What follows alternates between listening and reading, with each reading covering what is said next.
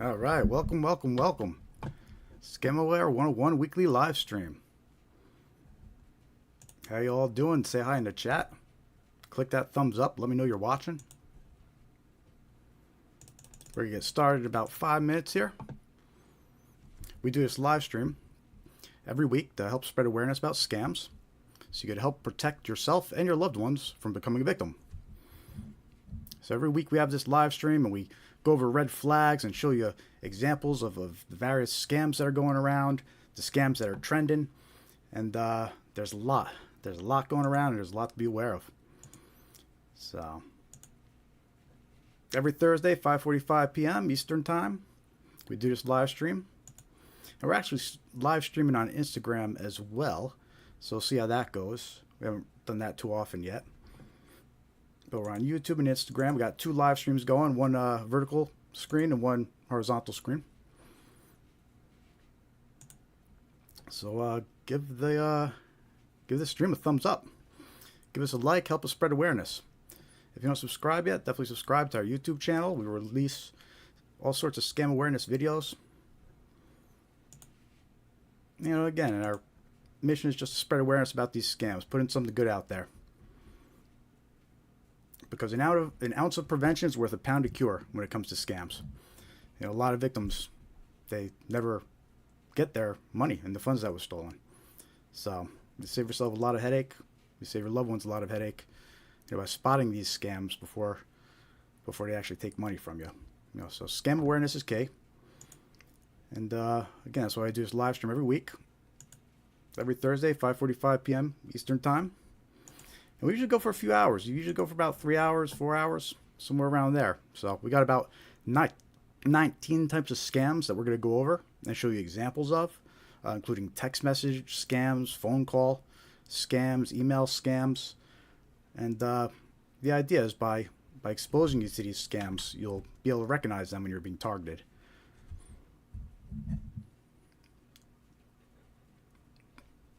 So we're going to get started about 3 minutes here, just waiting for everybody to join us. And in the meantime, while we're waiting, hit that thumbs up, hit the heart, say hi in the chat, let us know you're watching. You could also go to our website and join our free email list. It's scamaware101.com. You can click join mailing list. It's a free email list. We just send out reminders about these live streams. And we also send out scam awareness tips. We don't abuse the privilege. You could unsubscribe at any time.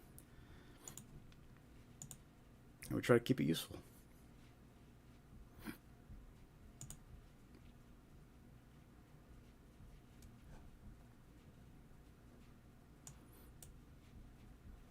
Say in the chat. Let me know how you're all doing. Let me know about the scams you've encountered. You know, that's a big part of this live stream. We want to share our experiences and warn others about what we're seeing or what we heard about a friend falling for. You know, we all know people that are being scammed. You know, some of our parents, some of our grandparents. Some are always falling for scams too. It seems like every scam that comes in, they fall for. So, but awareness is key. We need to work on updating the community, keeping them aware of these scams. You know, we need to do our part. And that's why we do this live stream every Thursday. Help spread awareness. We start in about 2 minutes here. And we're actually going to kick off this this live stream with common red flags that you're dealing with a scammer. So these are red flags that if you're talking with someone and you come across them, it's an indicator you could be talking to a scammer. So we're going to kick off the live stream in about 2 minutes with those common red flags. And after that, we're going to go into some common scams. We've got about 19 different types of common scams to show you. All recent examples. So lots of good stuff coming up tonight on the live stream here. So if you haven't clicked the thumbs up yet, give us a like. Click the like button. Click the heart. Say hello in the chat. Make sure to subscribe to the YouTube channel to keep up to date and see our latest videos. Get started in about 1 minute here. 1 minute.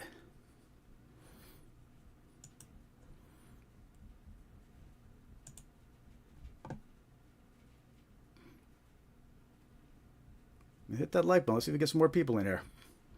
Usually we get some good conversation going in the chat. So the more viewers we get, the more fun it'll be. And I'll be monitoring the chat too. I'll try to answer your questions and recognize you in between the demonstrations here and the presentations.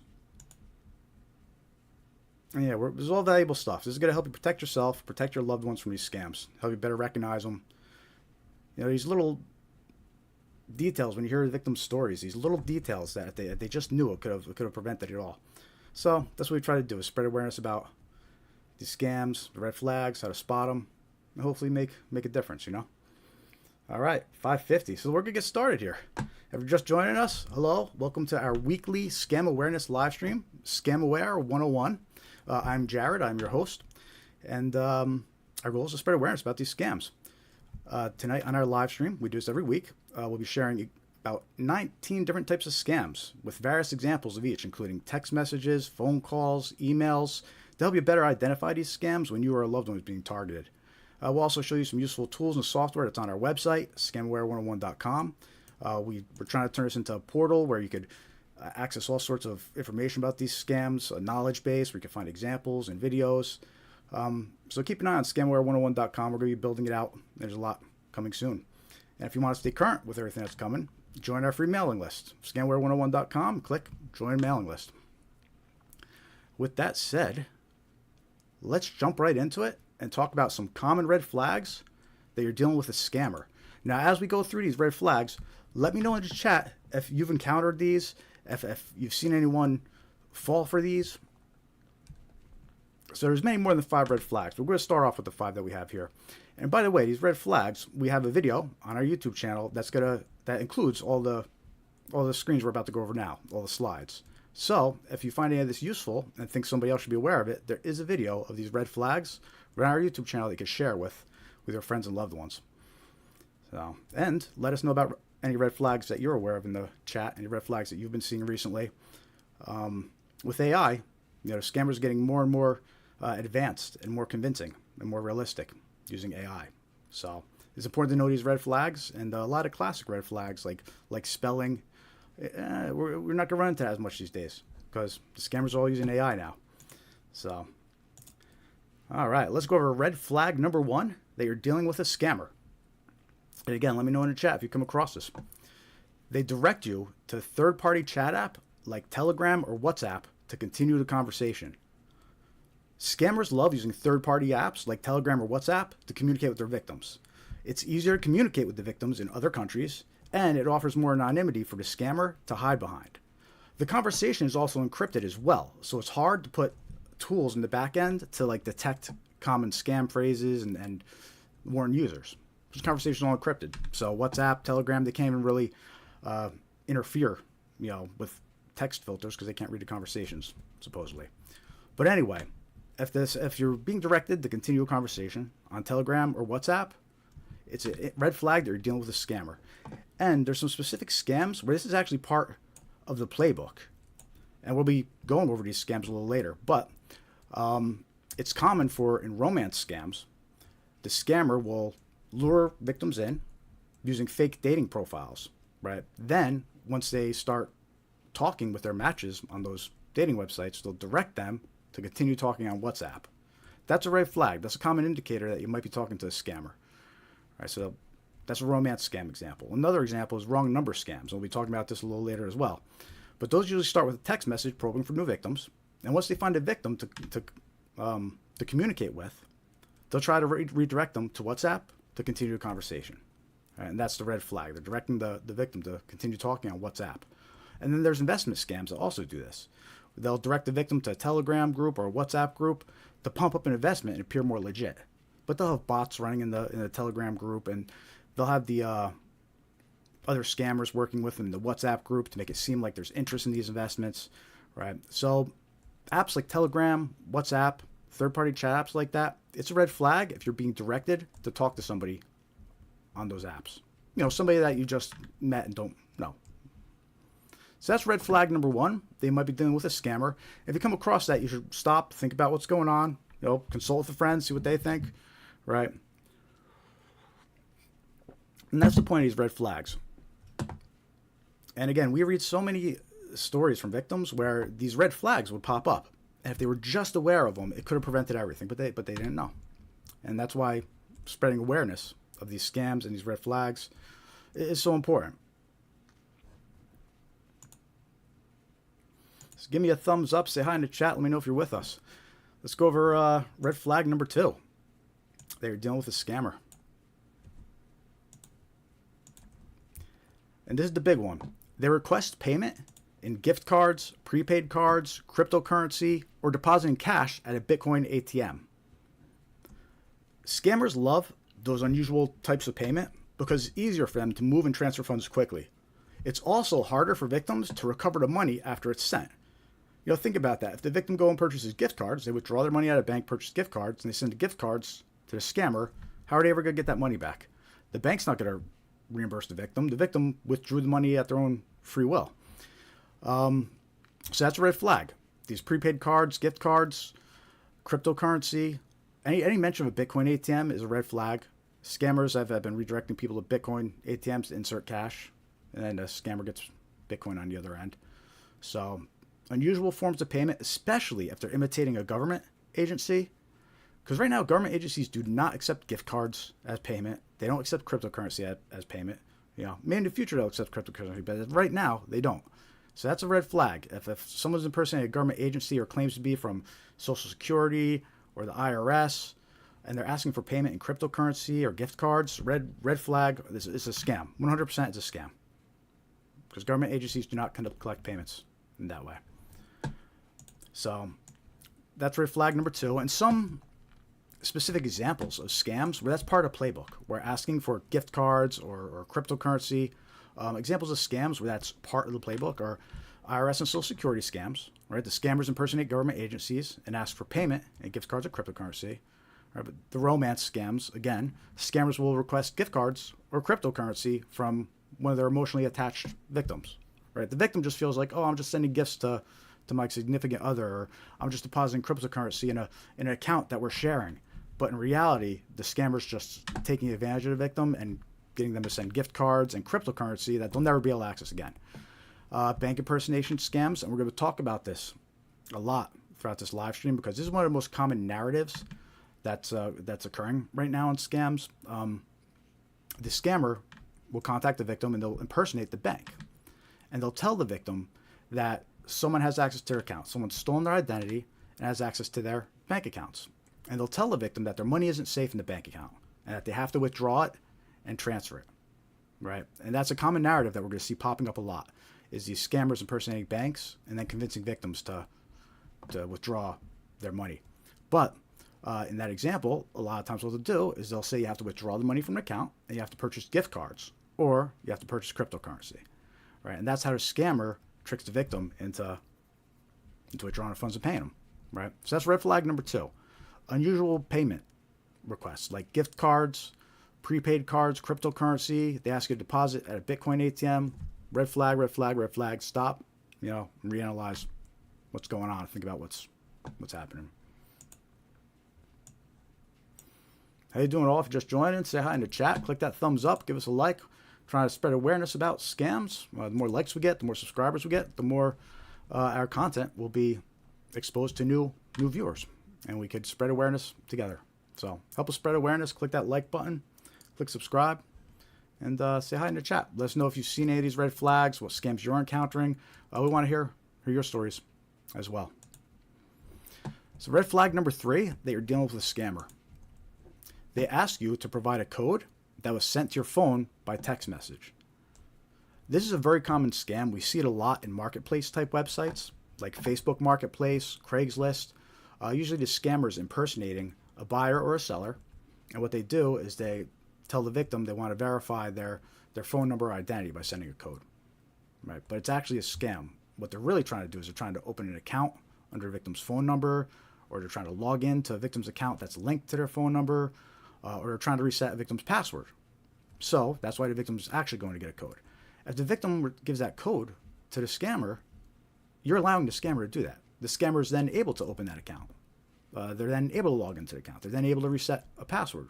Because if they have that code that was sent to your phone, it lets them make these unauthorized changes, right? So there's never any reason that an individual should be asking you to send them a code that's sent to your phone, right? It's a very common indicator of a scam. And just to go into a little bit more detail about some of the scams that they may be trying to do by sending you a code and asking you to return it. Account login attempts, right? So they might be trying to log into one of your accounts. You're getting sent a code, right? So they're trying to log into your bank account, for example.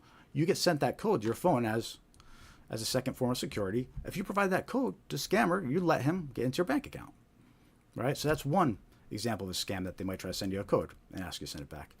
Password reset requests. They might be trying to reset a password under one of your accounts. You get a code sent to your phone as a security check. If you give that code to the scammer, you're allowing them to reset that password, right? And then there's Google Voice scams. What they do is they create a Google Voice account, which sends a code to your phone, to the phone that they're trying to link to the Google Voice account. If you provide that code, you authorize your phone number to be linked to a Google Voice account. The scammers can then use the Google Voice account to try to scam other people. It'll appear like it's from your phone number. So, yeah. These are 3 examples of how a code being sent to your phone might be a scam. So it's a big red flag if an individual is sending a code to your phone and asking you to give it back to them. Don't do it. There's no reason. Tell them to find some other way to verify who you are. Welcome to the stream. If you're just joining us, we do this every Thursday, 5:45 p.m. Eastern Time. Click that thumbs up button, give us a like, and help us spread awareness about these scams. We're going over some common red flags right now that indicate you're dealing with a scammer. And it's important to be aware of these red flags, because if you identify them before losing your money, you avoid a disaster. But you hear these victims' stories, and they don't know about these red flags. And if they were aware of these red flags, there's so many cases where it could have prevented them from losing their money. And unfortunately, a lot of these victims, they never get their money back.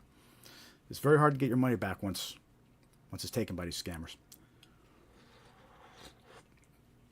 So help us spread awareness. Click that thumbs up, say hi in the chat, hit that subscribe button. And you can also join our free mailing list on scamaware101.com. We'll send you just reminders when we're going live and some useful scam awareness tips. Let's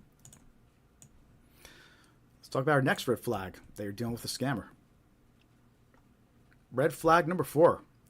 They ask to connect your PC to assist or investigate an issue. We've been seeing this become a lot more common over the past couple years. Now, why would a scammer want to get access to your PC? Well, why wouldn't they? It's like a gold mine, right? Once they get onto your PC, they could steal your logins, your passwords. Any logins or passwords they have saved in Chrome, they could extract them. Stealing or encrypting your personal files, they could use them to hold them ransom.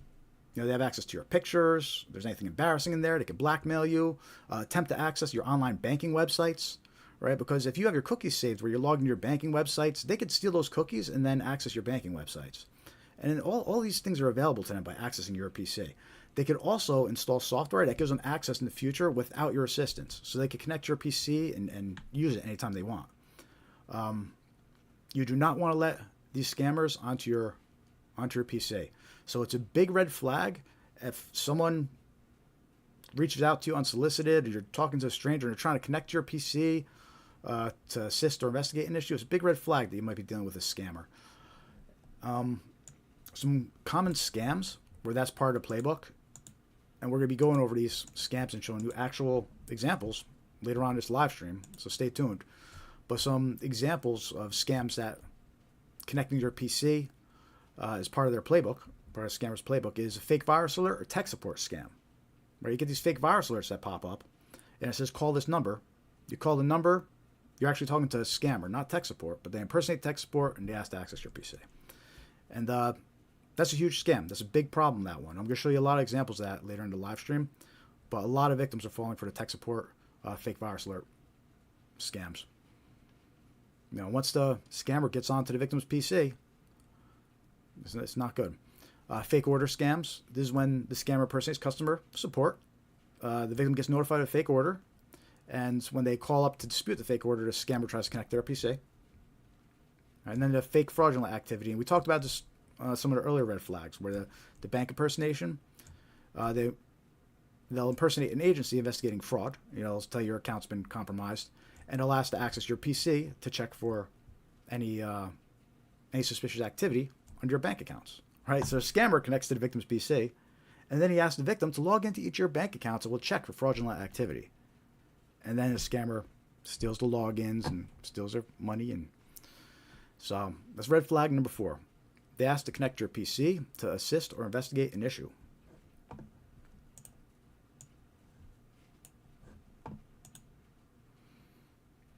let's talk about red flag number 5. They request that you keep the matter confidential or secret. It's common for scammers to ask for confidentiality. They don't want you to discuss the situation with other people. Obviously, the more people you talk to, the more likely you'll be told it's a scam. So, the request for confidentiality or secrecy, big red flag.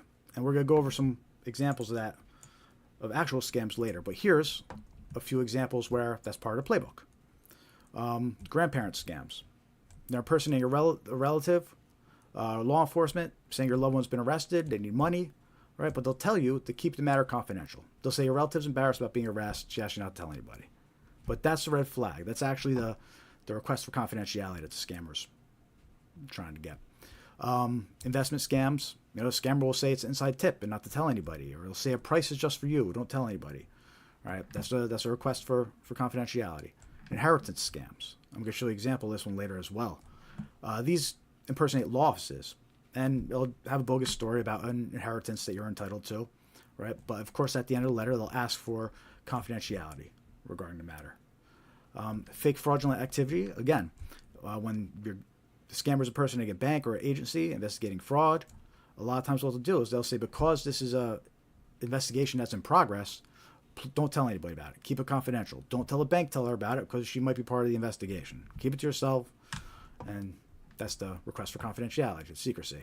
All right, so that's red flag number 5, that you're dealing with a scammer. They request that you keep the matter confidential or secret. And that's 5 red flags. We'll review them real quick one more time. But first, if you're just joining us, good to see you. Click that thumbs up. Say hi in the chat. I see D in the chat. I'm getting calls from Biden Harris Healthcare Fund or something. That makes sense. There's a lot of medical scams out there, especially Medicaid, to try to get the Medicaid and Medicare numbers from victims. But yeah, there's a lot of health scams going around, and that makes sense. I'd love to hear an example of one of those call day. In fact, if you could ever record one of those and send it over, that'd be awesome. You send it over to scams@scamaware101.com. I'm always looking for new examples to show in the scams. Not the live streams.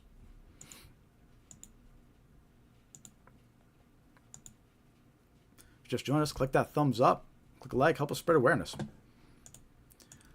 So we just went over 5 red flags that you're dealing with a scammer. I'm going to summarize those real quick before we go on to the next portion of this live stream. So 5 red flags you're dealing with a scammer. Red flag number 1, they direct you to a third-party chat app like Telegram or WhatsApp to continue a conversation. Always a red flag if you're trying to get on a third-party chat app. They request payment in gift cards, prepaid cards, cryptocurrency, or depositing cash at a Bitcoin ATM. Now, any mention of a Bitcoin ATM or purchasing gift cards, red flags all over the place. Red flag number 3, they ask you to provide a code that was sent to your phone via text message. No reason an individual should be asking you to provide a code back to them, especially if you're on Facebook Marketplace or you're dealing with a buyer-seller situation. This is a very common scam. So if they ask you to provide a code that's sent to your cell phone, don't trust it. It's red flag that you're dealing with a scammer. Red flag number 4, they ask to connect your PC to assist or investigate an issue. Very common now. Scammers love to get on people's PCs and devices. So big red flag. In fact, one more note regarding those, scammers requesting access to your PC. When it comes to letting somebody on your PC, you should just have your computer guy or girl, but you should have your technician, right? You only have your specific person that you let fix your PC. Maybe it's someone at your local repair shop. Maybe it's a family member that works on your PC. Maybe it's someone from your work, the tech support at your work. But you should always just have someone in mind that's going to work on your PC if you ever have an issue, right? So in a situation where something comes up where someone's trying to convince you to let them onto your PC, right off the bat, you can say, no, I got my computer guy, they're going to deal with it, A fake pop-up comes up that's warning you about a virus. There's no reason to ever call a number, right? Because you got your computer guy. Reach out to your computer guy, right? So that should kind of be the mentality when it comes to letting people on your PC and devices, right? Only let your specific computer tech support guy on there. And then red flag number 5, they request that you keep the matter confidential or secret. Very common. Scammers know that the more people you talk to, the more likely you are to be told that it's a scam. So they request you to keep the matter confidential or secret. And that is 5 red flags that you're dealing with a scammer. If you come across any of them, you should stop, think to yourself, wait a minute, let me reanalyze the situation, let me look into it more, let me talk to some people, do a little bit more research. Any one of these red flags pop up as an indicator you could be dealing with a scammer.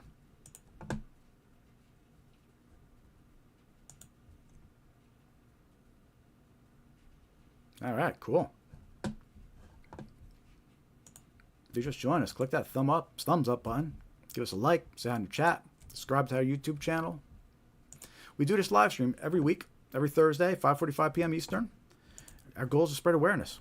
That's it. We're just trying to spread awareness about these scams, and it's a big issue. It's a big problem. Lots of people losing lots of money. The worst is retirees having their entire savings and being stolen by these scammers. It's become ruthless. It's not like the old days where someone just gets scammed out of $100 here or there. These scammers, they try to take everything. They try to get on a victim's PC, and they have them log into every single bank account they got. They want it all. They don't just stop with one. Then they do follow-up scams, right? When these people fall, when these victims fall for these scams, they get added to the suckers list. And other scammers target them with their scams. Most of the time, you're not just dealing with one lone wolf in a basement either, right? These are big criminal organizations, call centers full of scammers. They do this all day long. There's even cases where people are being human trafficked and forced to perform scams all day. They're being forced to work in a scam compound and call victims all day. So there's a lot going on. This is a lot bigger than just losing $100 to a con. It goes deeper than that. There's very, very dark things going on with those scam compounds over in Myanmar, right, where it's lawless. And it's a crazy situation. So it's important to be aware of these scams. They're becoming more advanced. They're targeting people more and more every day. They got the technology. They're well funded. Because they're making a lot of money off these scams. All right, and that's what we're up against. And really, awareness is key. Awareness is key. And we have to do our part to protect the community. I always am grateful for victims who come forward and share their stories, because we learn a lot from their experience. But at the same time, they're embarrassed. They fell for a scam. So a lot of times we don't even hear about the scams. A lot of times they don't even get reported. People are embarrassed that they fell for it, and they never tell anybody about it.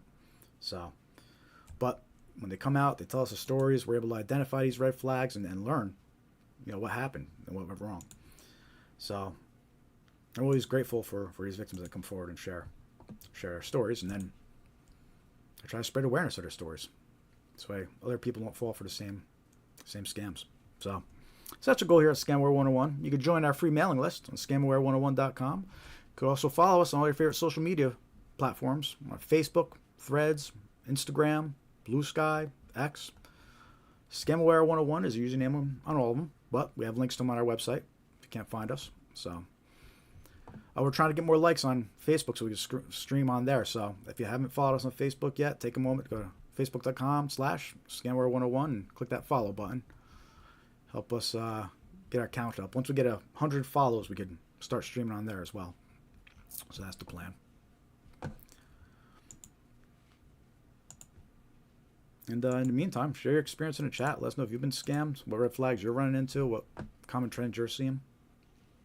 And we want to hear your experience. But now, let's get moving on to some common scams. And we have a lot of those to go. We've got about 19 different scams to go over tonight on this live stream, and tons of examples of those scams as well. Email versions of the scam, text message version of the scam. We have some recorded voicemails and robocalls of scams. Got a lot of useful information to share with you this evening on this live stream. So make sure to hit that like button. And we're going to get started with our first scam of the evening here. And we're going to jump right into tech support scams. Right, so these type of scams is when a fake virus alert display a phone number to call for help. When victims call that phone number, they're connected to a scammer impersonating tech support. The scammer usually requests access to a victim's device that attempts to steal personal and financial information.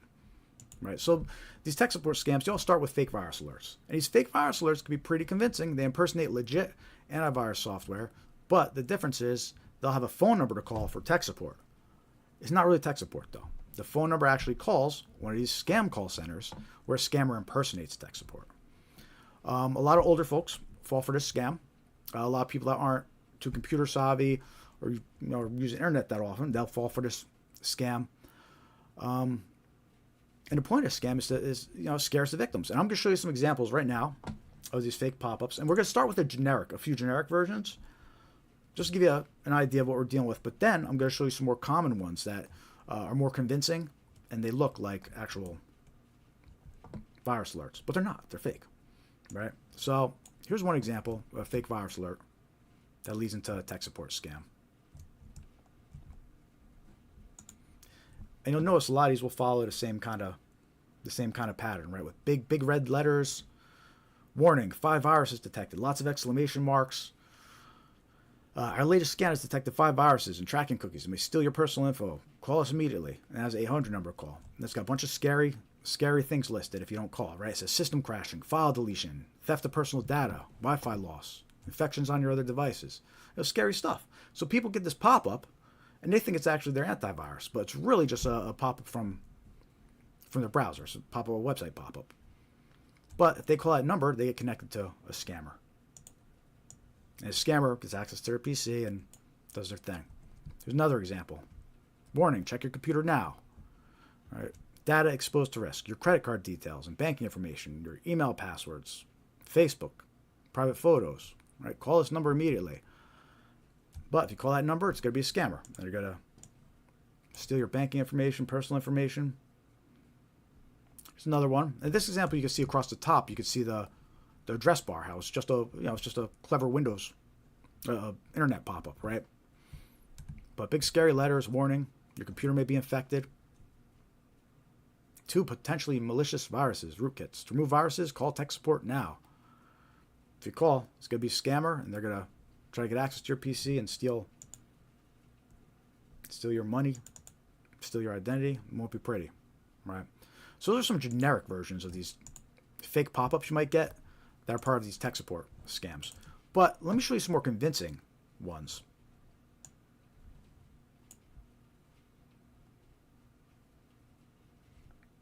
What's up, John? I see some more people in the chat. Hit that thumbs up if you haven't yet. So here's some more convincing fake virus pop-ups, right? And again, you can see the address bar up top. But to someone that's not computer savvy or an older person, may not use the computer much, I mean, this can be very convincing. It's got the McAfee logo. It's got their colors. Especially if the victim has McAfee on their computer, right? They might think to themselves, oh man, this is a virus alert. I better call this number, right? But the giveaway that it even is that it has a phone number. That's the huge giveaway in the first place. Real virus alerts don't have phone numbers to call for assistance. All right, so that's kind of the giveaway when you get these fake pop-ups, among other things. But if it has a number to call, it's fake. It's trying to get you to call. It's a scammer trying to get you to call a scam center. All right, so this one impersonates McAfee. Here's another one. Impersonates Norton by Symantec. So as you can see, this scam, they impersonate all different antivirus software. Threats detected. System critically infected. If you're not able to click on this button immediately, contact support for free help. If you call that number, though, connect to a scammer. What's kind of funny about this pop-up, actually, is when they designed it, they actually designed it so the buttons don't work. This way, if a victim's sitting there trying to click the buttons, and they read this, if you're not able to click on this button, immediately call support. That's part of their whole trick in the scam. They're always trying new little clever ways to trick their victims into calling and falling for their trickery. I'll show you another one.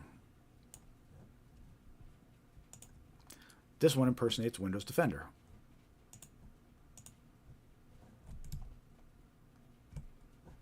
It has all these warnings. Your computer access to your PC has been blocked for security reasons. It's got the Windows logo, Microsoft on there.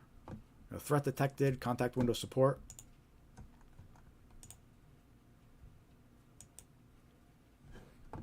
It looks like Windows Defender, right? And then we got another example of one that impersonates Windows Defender.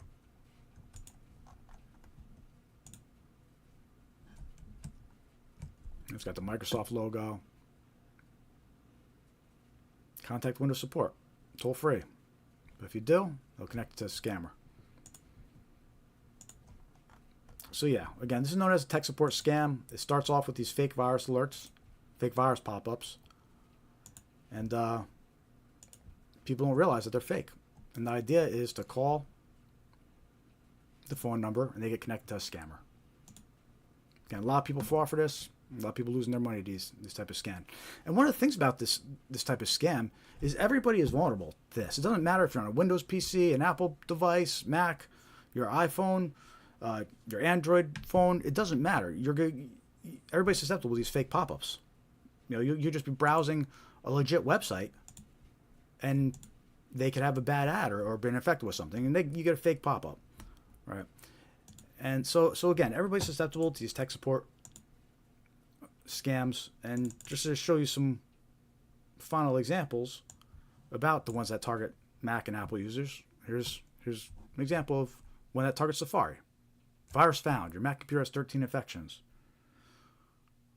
And it has the Safari logo here, and data at risk. Your credit card data, email, password, Facebook, private photos, and sensitive information. And then this one says your webcam could be accessed remotely by hackers. So they're really trying to scare the victim into calling that tech support number. And that's part of what scammers do. They want to scare the victim, right? They want them to be afraid, so they react quickly without thinking about it. So this is an example of fake virus alert that leads to tech support scam. Here's another example, one that targets Apple users. Mac OS is infected with viruses and other malicious applications. Call Apple support. It's got the number. It's got your Apple Care logo. But if you call, you'll be connected to a scammer. And here's one more example.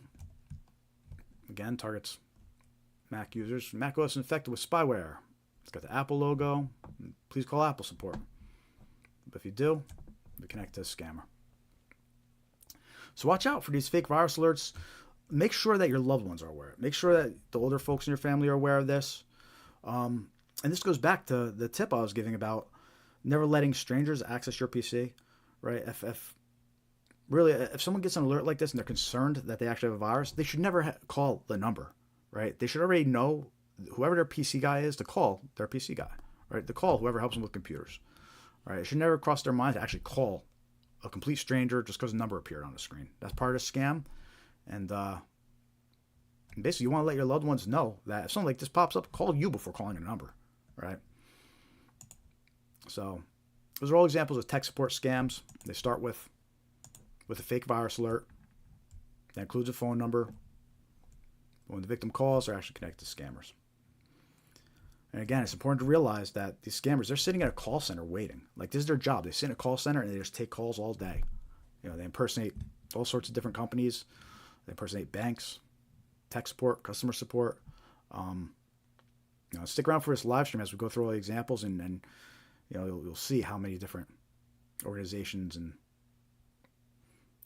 people they will impersonate. They'll impersonate your family members. In a grandparent scam. We actually have a recording that we're going to play for you of them doing that soon.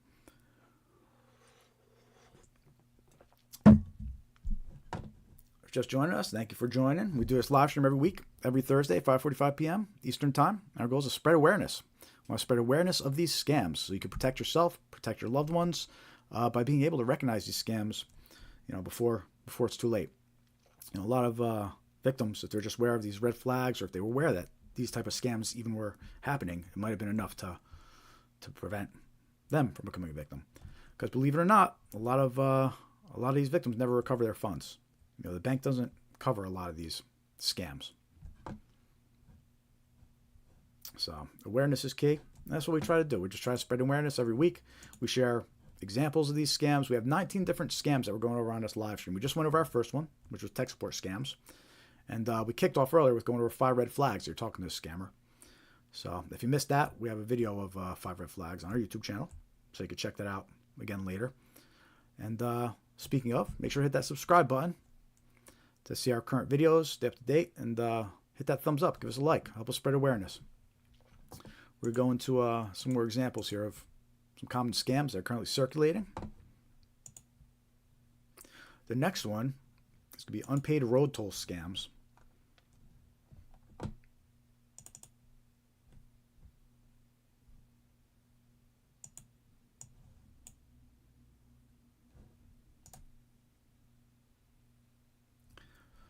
So this scam, every week, a new version of this scam gets reported to me. It hasn't slowed down at all. This scam started popping up about in the middle of last year. And it's only become more and more common. So I'm just trying to find my screen here. Just give me 1 second. I'm just trying to find a slide to share.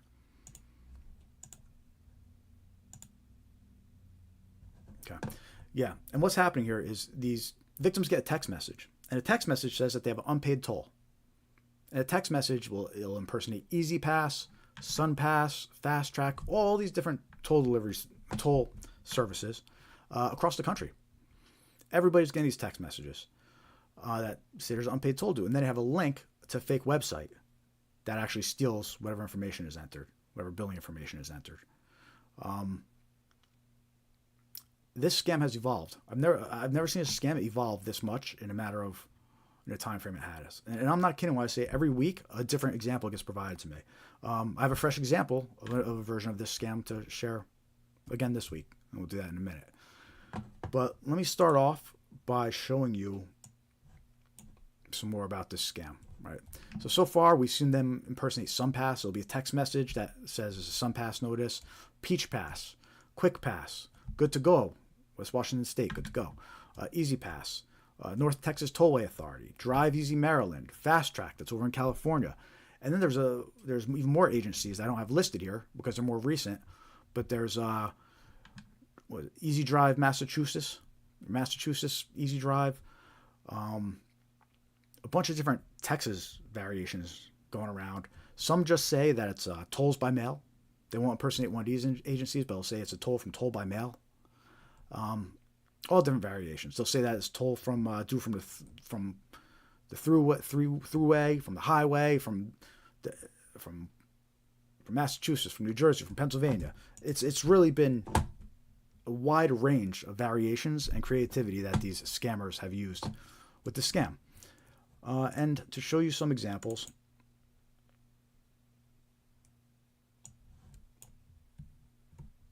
so this is the original version. California toll services. It says you have a toll of $6.49 due. To avoid additional charges of $65, pay your balance at this link. And that has a link to a fake website. Right? And all these examples here follow the same kind of template.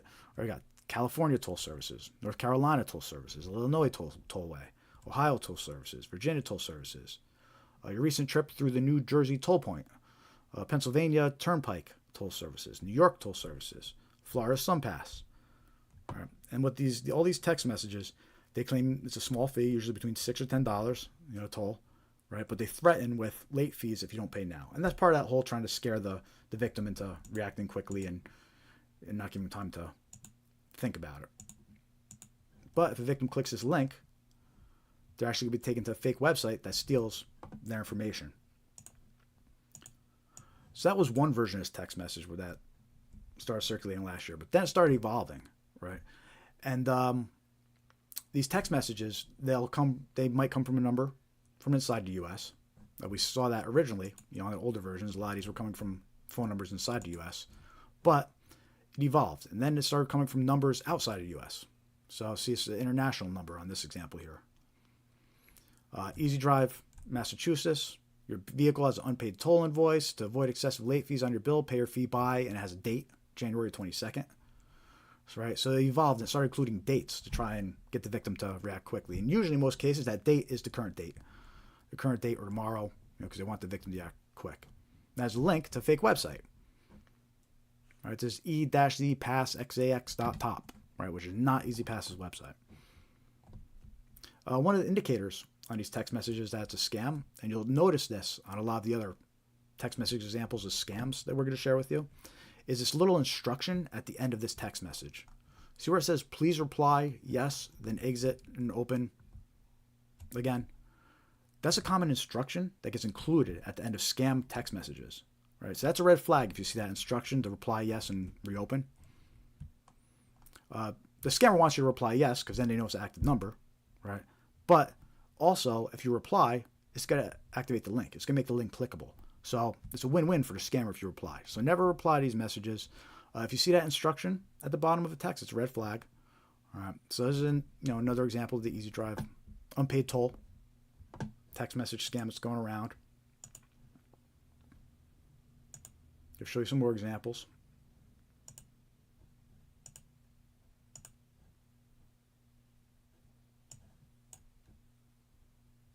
Please pay your toll in Florida by January 22nd. In order to avoid excessive late fees and potential legal action, please pay the tolls in time.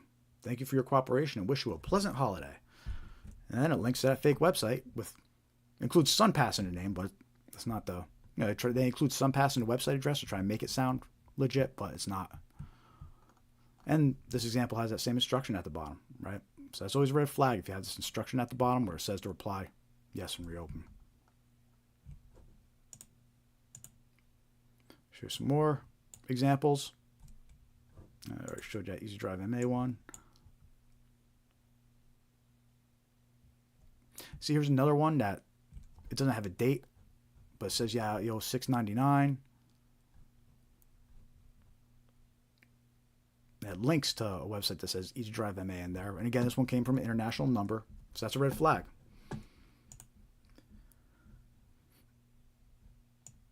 This got so bad a couple months ago that the New York Thruway Authority released a poster showing what a fake version of this looks like and what a real version will look like. But if you ever get a text message like this, the important thing to be aware of is that it's a very common scam, right? Don't trust any links that you receive in a text message related to tolls. If you're concerned they actually owe a toll, open up the app on your phone, right? Because you should already have it installed if you use that toll service.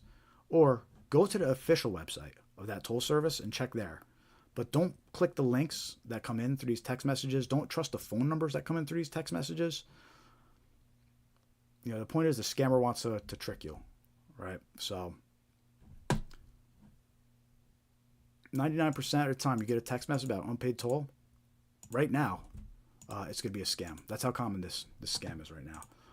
And then, to show you the example that was reported to me this week, that's a new version of this, and this one actually comes from a U.S. number, which is interesting, again. So they bounce back and forth between international numbers, U.S. numbers. But this one, the person just receives a text message and it has an attachment. That's all. It doesn't say anything else. It's just a text message with an attachment. And if you open that attachment, which, by the way, you should never do. You should never open attachments from unsolicited text messages or emails. But in this case, if you open that attachment that comes in, it's got this letter now. Dear motorist, our records indicate you traveled through a toll facility without paying the required toll. This notice serves as official demand for payment and outlines the potential legal consequences of non-compliance.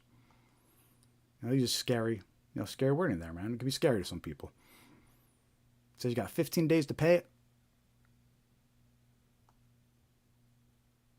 Failure to pay by stated time frame may result in additional fines, administrative fees, suspension or revocation of vehicle registration, referral to collections, which may affect your credit, and potential civil or legal proceedings. Right? So it's all scary stuff. Somebody gets a random text message like this and it says from the Toll Enforcement Authority.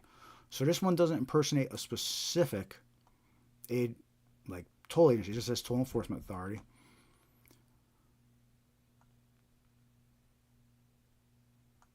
And it doesn't look like it says where the toll. So this is just a kind of generic letter that gets sent to anybody. It could apply to anybody that traveled anywhere.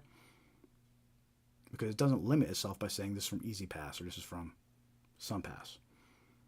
So this is the latest way that these scammers are targeting their victims. They're just sending these text messages out with these attachments. If you click pay now, it's going to take you to a scam website.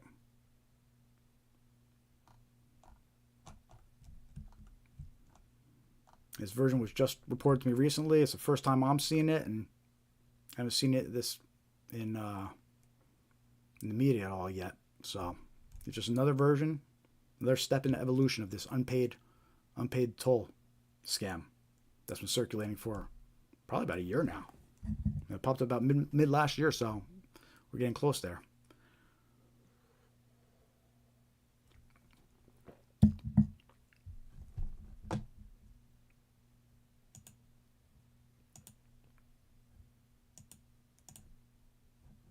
So that was a road toll scam. Gotta watch out for those. Right now, it's probably one of the most common scams that's going around. Everybody's gonna hit with these text messages, different variations of this text message, some way or another. So, yeah, be aware of that one. How we all doing? If you're just joining, click that thumbs up. Say hello in the chat. Give us a like. Click the heart. We do this live stream every Thursday, 5:45 p.m. Spread awareness about scams so you can protect yourself and your loved ones from becoming a victim.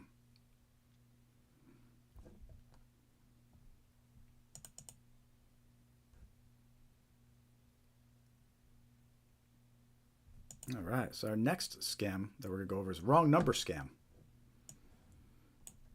Now, the point of a wrong number scam is this is a way that scammers could initiate contact with potentially new victims.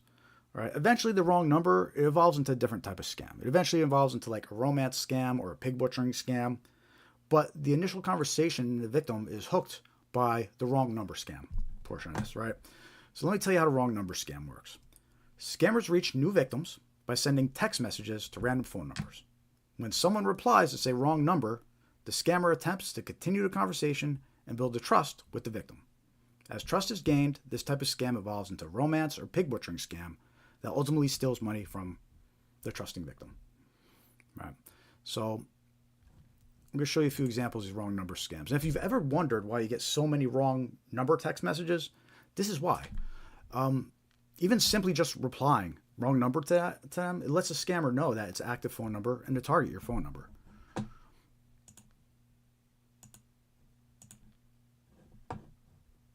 So let me show you some examples.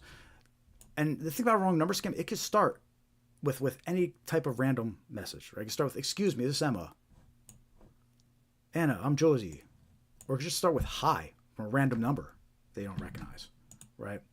And it wants you to reply and say, sorry, wrong number, or who is this? But that's how the scammer gets you. Now they know your number's active. Now they know to target you with scams. And they're going to try to continue the conversation and try to scam you. And I have some examples of how that conversation will go.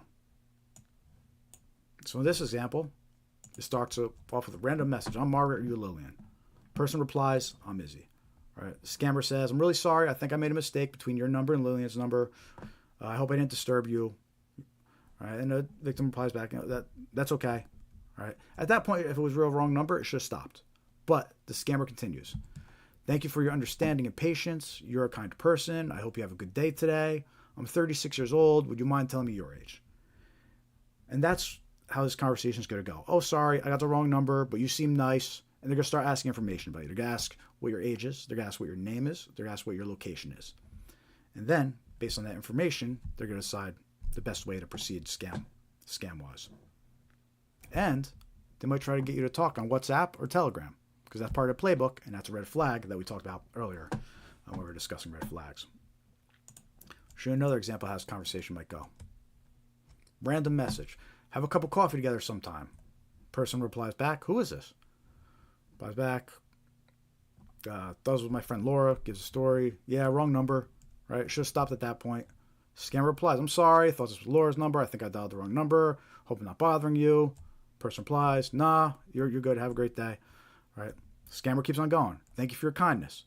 To my situation, I just realized that I entered the wrong area code. Where are you from? Right? And that's what scammers are trying to do. They're always going to lead into this conversation. Like, where are you from? How old are you?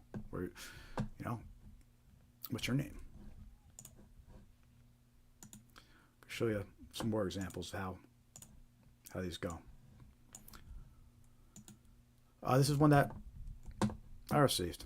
And we decided to play along to use that as an example on this live stream. All right. So, random text message we received. Hi, who is this? I'm Karina. Are you David? We met last week. They give you the fake story. I'm sorry, you have the wrong number. Should stop at that point. It doesn't. Scammer keeps going. Oh my gosh, I checked and found out I had the wrong area code. Okay, that's no problem. Reply back. Keeps going. Thank you very much. You're a very friendly and polite person. I hope we can be friends. Nice to meet you. My name is Karina. What can I call you? Right? So then they're asking your name. Reply back with your name. Then, you have a beautiful name. I am from Malaysia. Currently living in Los Angeles. Where do you live? All right. And at that point, we cut off the conversation. But that's the pattern it follows. You get a random wrong number. You reply back wrong number. They try to keep the conversation going. They ask your name, your age, where you're from. And then it evolves into a romance scam or a pig butchering scam. Another example. This was one that I received as well. And a lot of times they'll do that. They'll attach a picture as well. Try and get a response. So receive this message. Hi, Byron. I'm Jane. Picture comes through. All right. Have you gotten the pictures I sent? And they're trying to get a response. They're trying to give me a reply. Wrong number, or and something that was interesting about this example is the initial message came in at 1:58 p.m. Right, and I didn't answer. I know it's a scam. I didn't reply. Right, 4 hours later, on the dot, 5:58 p.m., a follow-up text message comes through saying, "Have you gotten the pictures I sent?" So something to keep in mind is this is all automated. Right, this isn't an actual person sending this message. This is automated.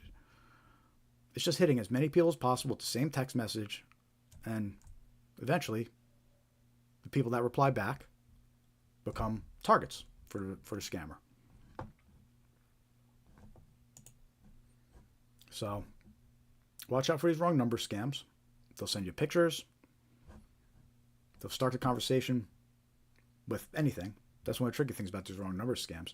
And really, the best thing that you could do is, you want to be kind and you want to reply to people when you think they have the wrong number, right? It's like you feel like it's the right thing to do. But scammers rely on that. So really the best advice, don't reply, period. Don't even reply to say wrong number, Best thing to do is just ignore it. Report it as junk, delete it. And it's not worth replying. Just replying to these scammers, it lets them know that you have an active phone number, that you reply, that you read and reply to, and it'll target you with more scams from different numbers. So you won't be able to block them once. You'll be getting hit from all different numbers. So that's an example of a wrong number scam. It starts with just an unexpected message from an unknown number, and they try to continue a conversation with you and build up a trust. And eventually, it evolves into romance or a pig butchering scam usually. So watch out for wrong number scams. Don't fall for them.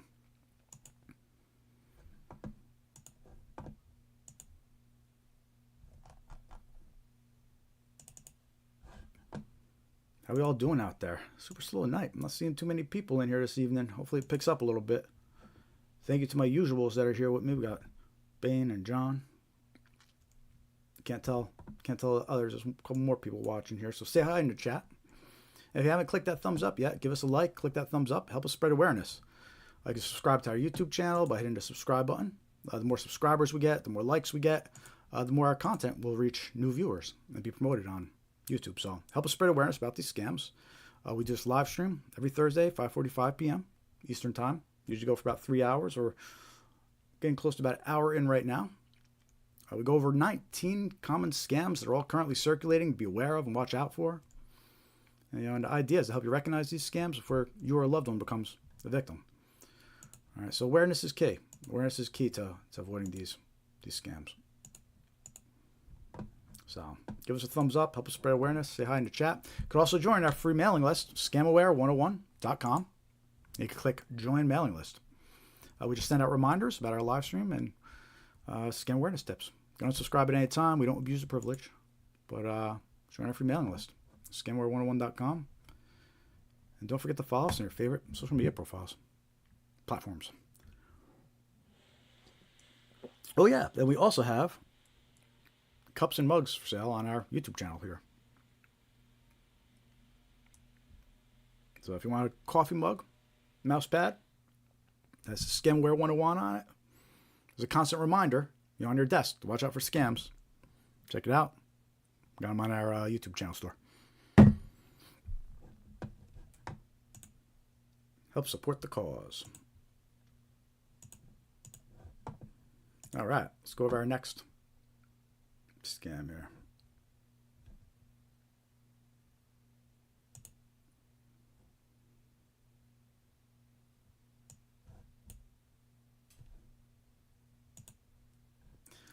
Arrest warrant scams. These are extremely common right now.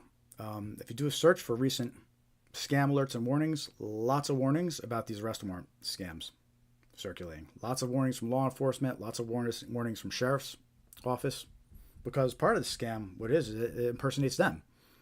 So they don't like it. You know, law enforcement doesn't like being impersonated, so they're spreading the word about the scam as well. We did a video about arrest warrant scams, arrest warrant and jury duty scams that are on our YouTube channel. So you can check that out as well, or share it with a loved one to warn them. But basically what an arrest warrant scam is a victim is contacted by a scammer impersonating law enforcement. The scammer claims an arrest warrant was issued and fines must be paid to resolve it. The scammer then threatens the victim with arrest if fines aren't paid immediately. All right. So, and this is another example of how the scammers, they try to use fear to scare the victim. They call up the victim, they tell them that they're going to be arrested if they don't pay the fines immediately. And yeah, and that can be pretty scary, obviously, right?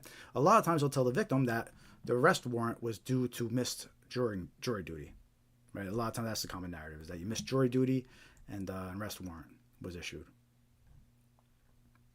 So, a lot of the warnings from law enforcement says that the scammers even provide fake documents that are based on real court documents, but they forge them to make them look like they're for you. All right, so if you ever get contacted by scammers or someone claiming that there's an arrest warrant out, just ask them with what organization, hang up, and reach out to the organization directly if you're concerned about it. Yeah.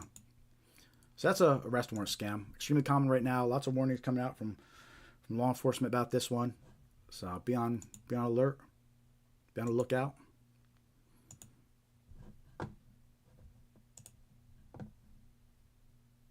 And check out our video about this one later too. We show some examples of the fake paperwork. And we show some media clips of actual sheriff's warning about it, and so you actually hear their warning. So it's a arrest warrant jury duty scam, which brings us to the jury duty scam itself. So let me talk about that for a minute.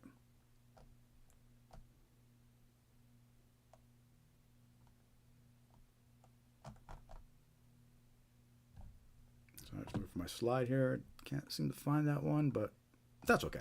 Basically, jury duty scam works the same way as a arrest warrant scam. The scammer impersonates law enforcement or the courts. It tells the victim they missed jury duty and they need to pay fines. And usually it evolves into an arrest warrant type scam where they say, if you don't pay immediately, we're going to issue an arrest warrant and send our deputies over there to arrest you.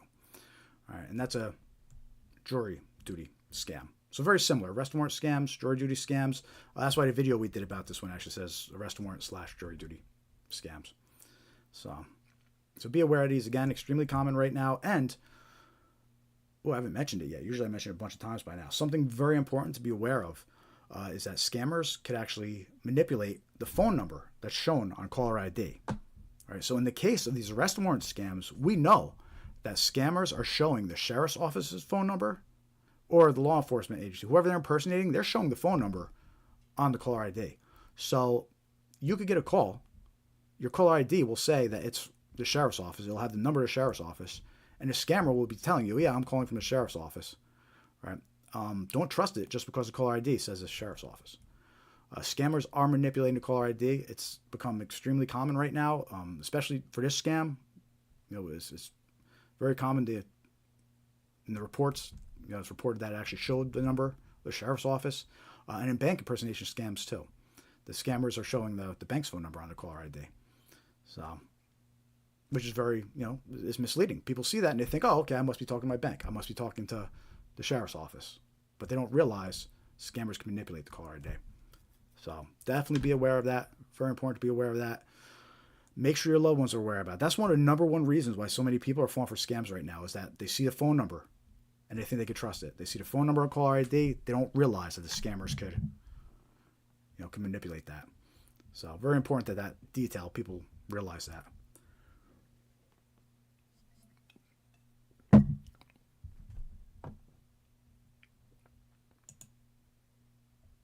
All right. How we all doing? Say hi in the chat. Give us a thumbs up if you haven't yet. It's first time joining us. We do this live stream every week, every Thursday, 5:45 p.m. We usually go for about 3 hours, 3.5 hours.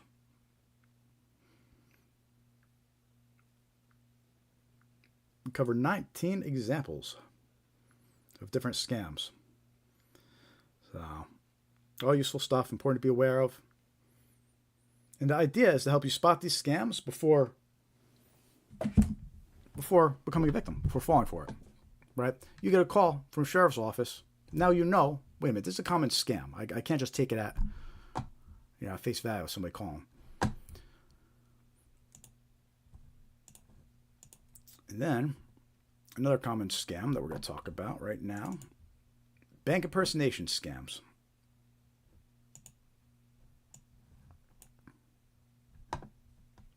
Scammers impersonate the bank, usually claiming suspicious activity was detected under a victim's account. The caller ID might display the bank's phone number too, even though it's a scammer calling. Victims are then tricked into withdrawing and transferring funds to the scammers impersonating the bank. This scam is picking up a lot right now, and they're impersonating all different banks. TD Bank, Wells Fargo, USAA. If you could think about they're impersonating these banks. In a lot of cases, they might actually already know which bank their target uses because of all these data breaches. So they'll be reaching out to potential victims, and they'll have this information to appear even more legit, right? So a scammer calls the victim, impersonates the bank. They know what bank to impersonate, and the phone number that shows is the phone number of the bank, right? So the victim will fall for this. Now, unfortunately, a lot of victims are falling for this one because of all that now. So I have a screenshot of one of these fake text messages that impersonate the bank, but there's a story that goes along with it. A friend of mine actually shared this with me and reported it to me. But basically, before she received this text message, she got a phone call. And it showed the bank's phone number. It showed TD Bank's phone number on her caller ID. Right, she didn't answer the phone call. Immediately after, she gets a text message. And the text message is impersonating one of those activity alerts. Right? If you use a card and you get a notification from the bank asking you if it's really you or not. Right? So that's how this scam works. It starts off by trying to say there's some kind of malicious activity on your account. Right? If she had answered the phone, the scammer would have said the same thing. There's been suspicious activity on your account. Right? But if you don't answer, they send you a text message. Right? So they're attacking victims from all angles here. Trying to phone first, then trying a text message. Right? And there's a couple giveaways and red flags that indicate that this isn't a real text message from your bank. We actually reached out to the bank and had them give us some advice. So a couple of red flags we could tell it's not from the bank. It comes from an actual phone number. If this had actually been from the bank, it would have been one of those short codes, like those 5-digit codes. Right? So that was red flag number one. This came from an actual phone number. Now, if it was from the bank, it would have came from a short number. One of the other red flags is if this had been an actual alert from your bank, it would have contained some kind of indicator about the account. It was like your account ending in the last 4 digits, or your account starting with. It would have said something to indicate what account it's referencing. Right? So that's red flag number 2. There's nothing indicating what account. And then as you look through this text message, there's strange capitalization. Right? Like the letter T in transaction is capitalized for no reason. The letter N in not is capitalized. There's just strange capitalization throughout the text message, which is also a red flag. Again, we're going to see that less and less as scammers use AI. But the fact that it's here is it's still a red flag to be aware of. All right. And just to give you an idea of, this really happened. These are happening right now. It's widespread. These scammers, they're calling on your phone. They're sending text messages. They're impersonating all different banks. Here's an article from, let's see, do I have the date here?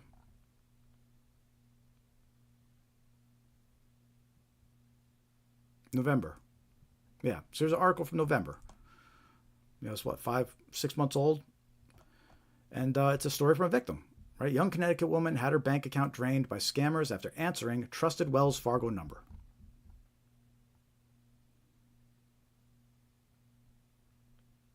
She says she did everything they said to do, and they literally drained her bank account, she explained. And her trouble began when she saw a familiar phone number on her caller ID. It was Wells Fargo phone number. So she said, I got a call from a Wells Fargo number saying that I had fraudulent activity on my account and that a random person was sending money on Zelle. They told me to go on my account. They need to secure my Zelle on my end by sending money. That would go right back into my account afterwards. Right? So as an example of that bank impersonation scam we were talking about. Scammer calls a victim, impersonates the bank, tells them their money's not safe, someone's got into their account, and you need to transfer it out. But you could transfer it to us at the Zelle address for safekeeping. But that's all fake. It's all made up, and the victim ends up transferring money to the scammers. Which, by the way, another red flag is that they're telling you to use Zelle. A lot of scammers will steal people's money by tricking them into sending it with Zelle. But anyway, so that's just a story from one of these victims of a bank impersonation scam. And again, she fell for it because the caller ID showed the bank's phone number. She thought she could trust it.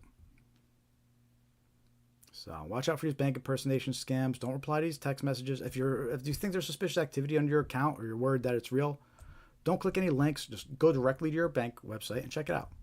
Or call your bank. But don't call any numbers. Don't click on any links that might be in this text message.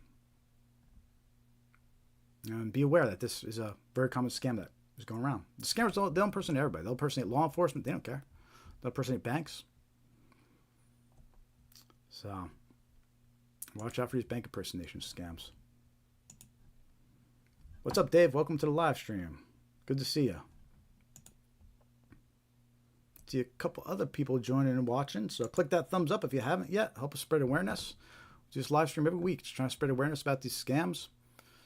You know, the more you're aware of the scams that are going around and the tricks that these fraudsters use, the more likely you are to spot these and recognize these scams, you know, for yourself, for your loved ones, and, you know, hopefully stop it before anyone becomes a victim or loses money, right?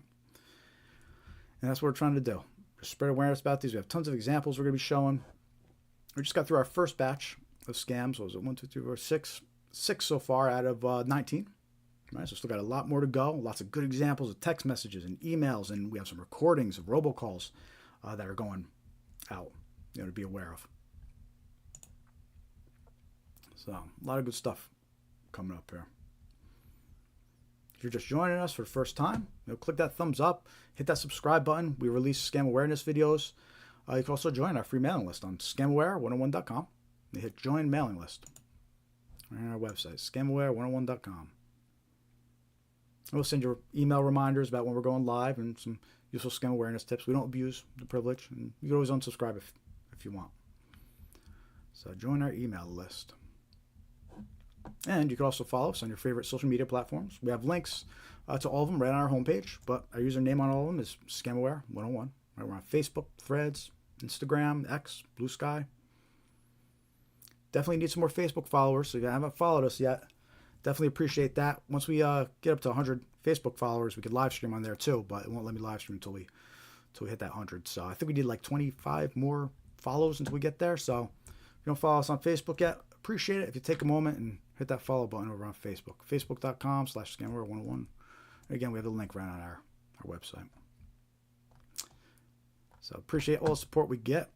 Help us spread awareness about these scams. You know, too many victims losing lots of money to these scammers. It's not right.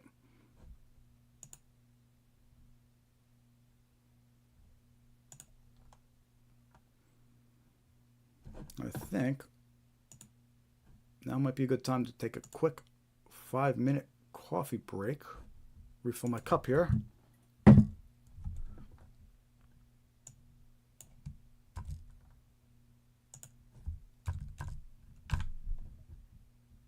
And then we're going to continue with the examples.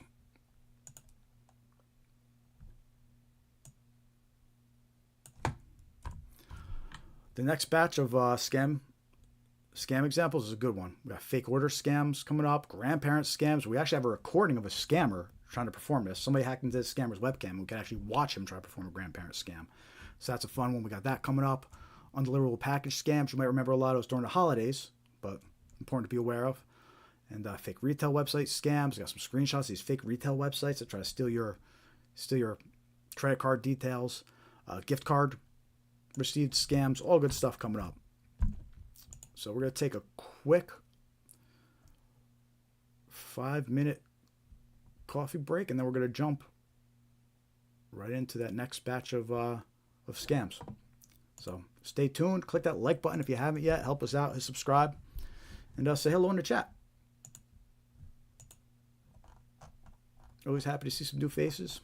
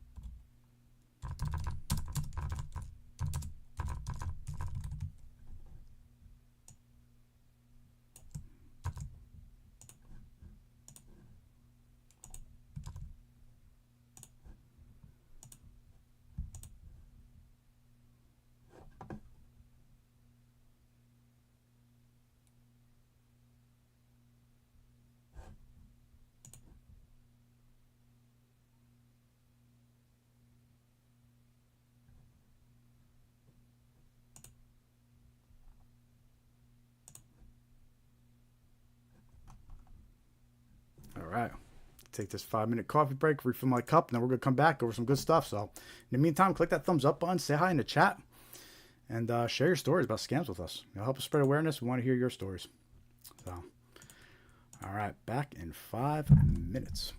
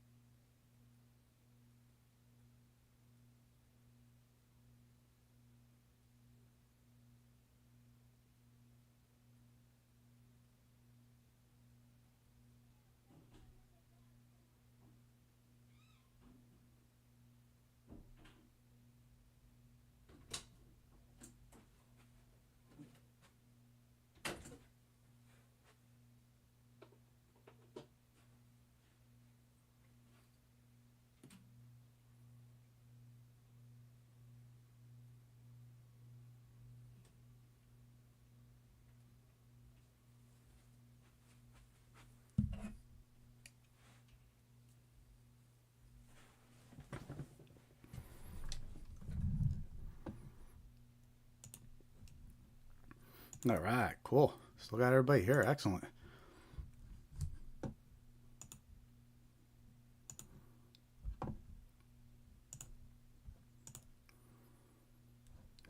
All right, if you're just joining, welcome to our Scam Aware 101 live stream. We do a scam awareness live stream every week, every Thursday, 5:45 p.m. So we go through all the common scams that are circulating right now, try to help you be more aware and alert for these scams that are going around so you could identify them and avoid becoming a victim. Protect yourself, protect your loved ones, be aware of these scams. So we usually cover about 19 different types of scams. We're about 6 in. We're starting number 7 right now. And that is fake order scams. Bear with me while I bring up the slide real quick.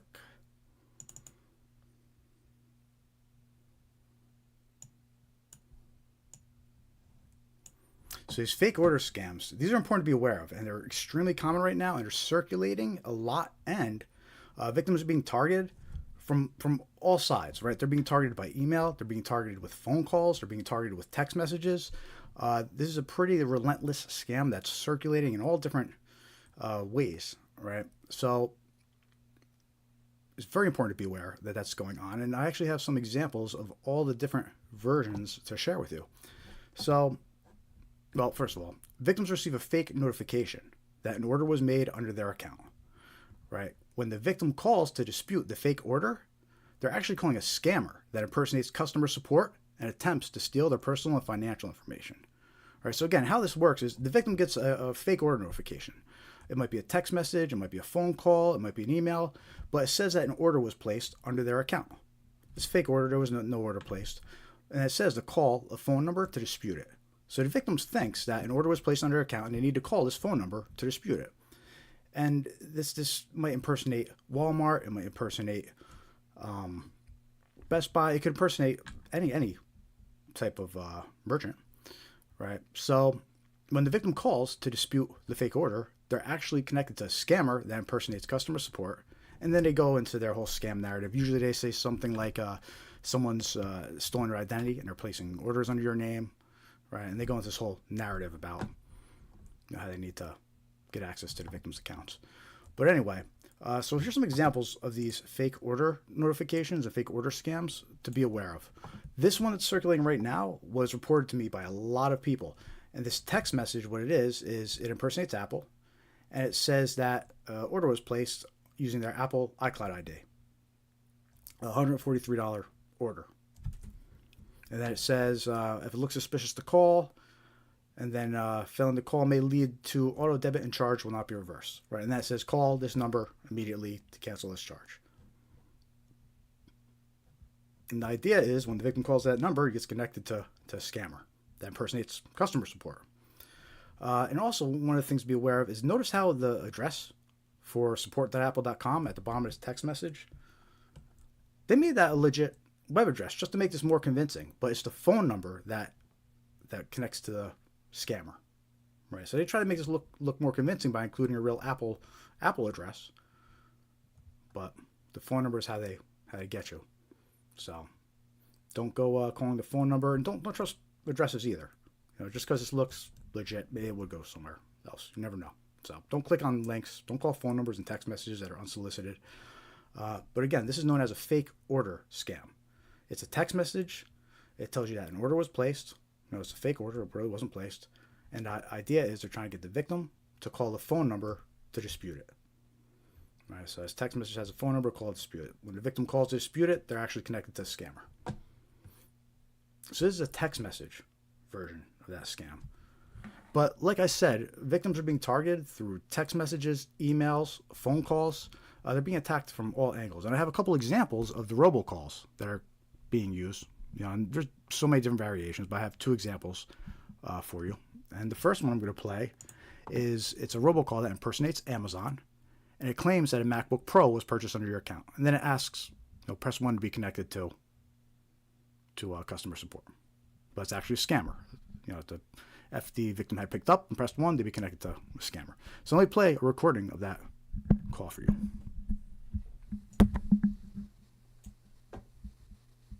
This call is to authorize the payment of $1,499.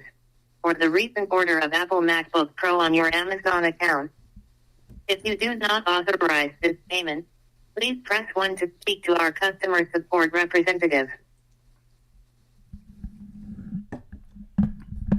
Hope you heard that okay. But yeah, so that's a robocall. It's impersonating Amazon, and it's saying, a MacBook was purchased under your account for $1,400, right? So they put that high number in there for people to freak out. Be like, well, I didn't purchase $1,400 under my Amazon account, and press 1 to speak to support, and then they're actually dealing with a scammer. They don't realize it. So that was one robocall that's going around. And again, there's so many different variations because the way this works, they can insert any product, they can insert any vendor, right? So this next one, it impersonates Walmart, and it says you purchased a PlayStation. All right, so let's listen to that one. And by the way, both of these are like within the last 6 months. These calls were circulating. So these are all recent examples. That text message is only a couple months old. Right, so these are all recent examples of actual versions of these scams that are circulating. But anyway, listen to this fake order robocall about a PlayStation purchased under your Walmart account. We are trying to contact you concerning an unverified purchase of PlayStation 5 Special Edition bundled with Pulse 3D headset being ordered from your Walmart account for an amount of $859.50. If you did not authorize this transaction or wish to cancel, please press 1 or return our call on same number at your earliest convenience. Yes, that's another example of a robocall of a fake order notification. It tells you that under your Walmart account, a PlayStation was purchased. And press 1 to dispute. But if you do that, you get connected to the scammer. So that was the text message version of this scam. That was 2 phone call examples of this scam that are currently circulating. All right. And then what about email? So we have a story from a victim, August 2024.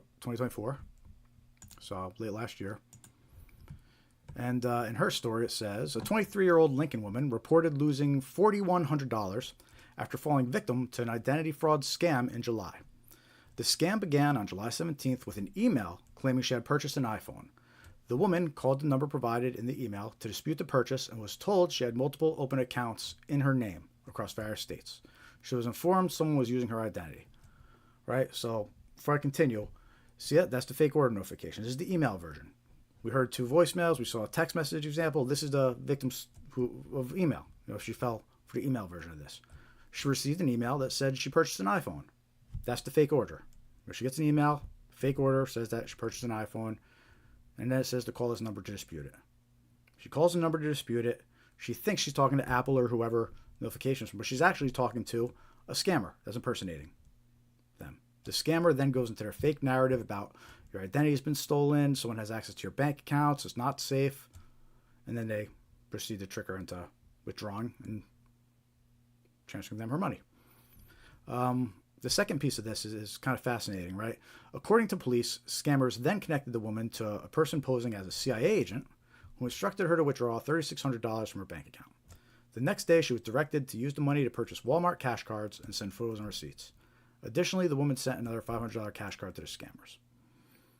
So, if you were on the live stream earlier, or if you've seen our red flags video, there's a couple things that stick out here. They go into that whole narrative about your account's been compromised, you need to transfer your money. But then they also instruct her to go get prepaid gift cards from Walmart. That's a big red flag. Your bank will never instruct you to do that. CIA, I know it's going to instruct you to do that. That's a big red flag. You're dealing with a scammer. And that's what happened to this woman. So, but she fell for the whole fake order notification. That's what kicked it off. That's what got her on the hook, was that fake order notification. She thought that an iPhone was purchased under her account, and she was tricked into calling the scammers. And again, it's important to realize that these scammers are sitting in call centers. They're waiting for these calls. This is what they do for a living, and it's working. They're making a lot of money off it. So that's a fake order scam. Also, sometimes it's called a fake purchase scam. But again, the whole idea is they notify a victim with a fake order notification. You purchased an iPhone, you purchased a MacBook, you purchased a PlayStation. Call this number to dispute it if you didn't. Right? and it fools the victim into calling. This one's unique, as it's similar to the tech support scam, right? Where it pops up a virus alert and it says, call this number, for help.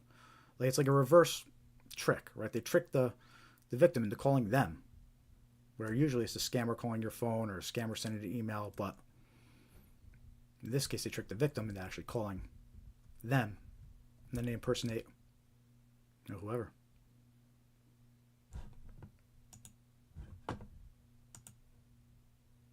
So that's fake order scam. We're going to continue on here with more examples of common scams. If you're just joining, say hi in the chat, click the thumbs up, give us some likes, subscribe. We want to hear from you. While we're here spreading awareness every Thursday, 5:45 p.m. Eastern Time.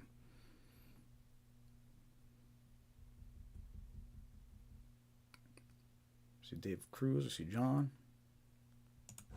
See a few people in the chat over here, that's cool. I'm also streaming on Instagram, but I don't know if anybody sees it. Nobody ever sees it. It always says 0 viewers, so I don't know what's up with Instagram.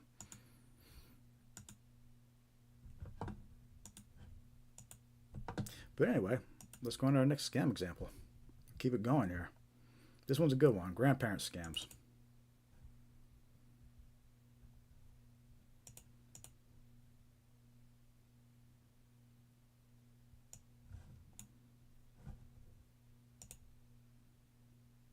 Scammers impersonate a distressed relative claiming to be in jail and needing financial help. Victims, usually seniors, act quickly to assist their loved ones. The scammers will often impersonate law enforcement, court personnel, and lawyers to extract even more money from the victim. So, I hate the scammers that do this scam. This is one of the ones that really got to me, because you always hear the horror stories from retirees and older folks that they just lost their savings. They're on a fixed income. They only got what they got, and the scammers cleared them out. I mean, this type of scam is literally called a grandparent scam because it targets older victims. It targets grandparents and older folks, right? And what the scammer does is they call up the grandparent or the parent, and they impersonate their loved one or law enforcement, and they claim that your loved one's been in an accident usually, and they're in jail, and they need money to bail them out. And it scares the grandparent into giving them a bunch of money. They get all worried about their son, daughter, grandkids, thinking that they're locked up in jail, and that's just a terrible, terrible scam, right? So grandparent scams. What I have to show you is a recording. I love sharing this recording. This recording is fun, right? So apparently one of these scam baiter hacker guys, right? He actually was able to get into one of these scammers' computers, and he recorded the scammer through the webcam, right? So we have what's known as an opener, a grandparent scam, calling up and telling the victim, going through a whole narrative about their loved one being in an accident and in jail, etc. And by the way, there's closers that eventually, they're not part of this video, but what happens is the opener initiates contact with the victim, and impersonates law enforcement usually, and tells them to stay by the phone for a call from the courts or whoever, right? And then closers, different scammers, they pick up and they start calling the victim and draining all her money and going through that. So there's teams of scammers working together, doing this scam together. But anyway, let me show you this recording. This is great, this webcam recording, and let me know in the chat if you've seen this before. I mean, I know the regulars have, but yeah, this is of a grandparent scammer. This guy's in the Dominican Republic, by the way. And there's an actual webcam recording of him attempting one of these grandparent scams on an older lady victim. So, here we go. Oh. Mom, I had a car accident. Huh? I had a car accident, Mom. Is this Linda? It's me, Linda. Where are you? I got a car accident. What happened? I'm gonna put the officer on. I got arrested. You got arrested? Hi, ma'am. Yes. Hi, are you Linda's mom? Yes. What I'm gonna need you to do is grab a pen and paper and write down Linda's case number, ma'am. I need you to hurry up, please, ma'am. Case number It's the number 2. 2. The letter B as in boy. Can you read that back to me? 2 B. Now, I'm going to read what's going on, ma'am, okay? Okay. Linda was involved in a car accident. It was stated in the police report. She admitted that was her fault. While she was driving, she was using her phone. That's what caused the accident, ma'am, okay? Oh, man.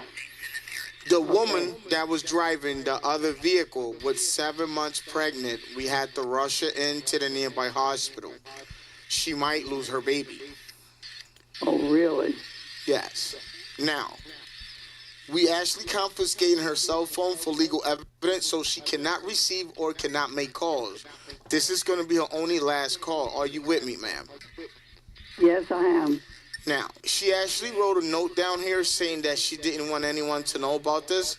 Let's honor her wish for right now because it's too much for her right now. That's what she's saying. Okay. What I'm going to need you to do, ma'am, is stay by the phone and wait for the lawyer to call, okay? Okay. Okay, bye-bye, ma'am. All right, bye. The next. Yeah, so that was an actual recording of one of these scammers trying to do a grandparent scam. You know, one of these scam baiter hacker guys was able to get in there and actually hack into the guy's computer and record him trying to do one of these grandparent scams. I see a few people just literally hopped in right after the video finished. So if you guys wanted to see that clip, if that's why you hopped in, I can replay it for you. Like I just saw the viewer count like double, you know, right as the video finished. So, you know, in fact, I'm going to replay that video because it looks like everybody probably joined to see that. So let me play it one more time for those who just joined. And welcome, by the way. Hit that thumbs up and say hi in the chat. This is an example of a grandparent scam, and this guy's in the Dominican Republic. Oh, Mom, I had a car accident. huh? I had a car accident, Mom. Is this Linda? It's me, Linda. Where are you? I got a car accident. What happened? I'm gonna put the officer on. I got arrested. You got arrested? Hi, ma'am. Yes. Hi, are you Linda's mom? Yes. What I'm gonna need you to do is grab a pen and paper and write down Linda's case number, ma'am. I need you to hurry up, please, ma'am. Case number It's the number 2. 2. The letter B as in boy. Can you read that back to me? 2 B. Now, I'm gonna read what's going on, ma'am, okay? Okay. Linda was involved in a car accident. It was stated in the police report. She admitted that was her fault. While she was driving, she was using her phone. That's what caused the accident, ma'am, okay? Oh, man. The woman that was driving the other vehicle was 7 months pregnant. We had to rush her into the nearby hospital. She might lose her baby. Oh, really? Yes. Now, we actually confiscated her cell phone for legal evidence, so she cannot receive or cannot make calls. This is going to be her only last call. Are you with me, ma'am? Yes, I am. Now, she actually wrote a note down here saying that she didn't want anyone to know about this. Let's honor her wish for right now because it's too much for her right now. That's what she's saying.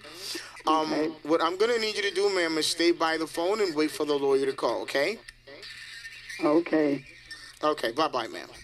All right, bye. The next.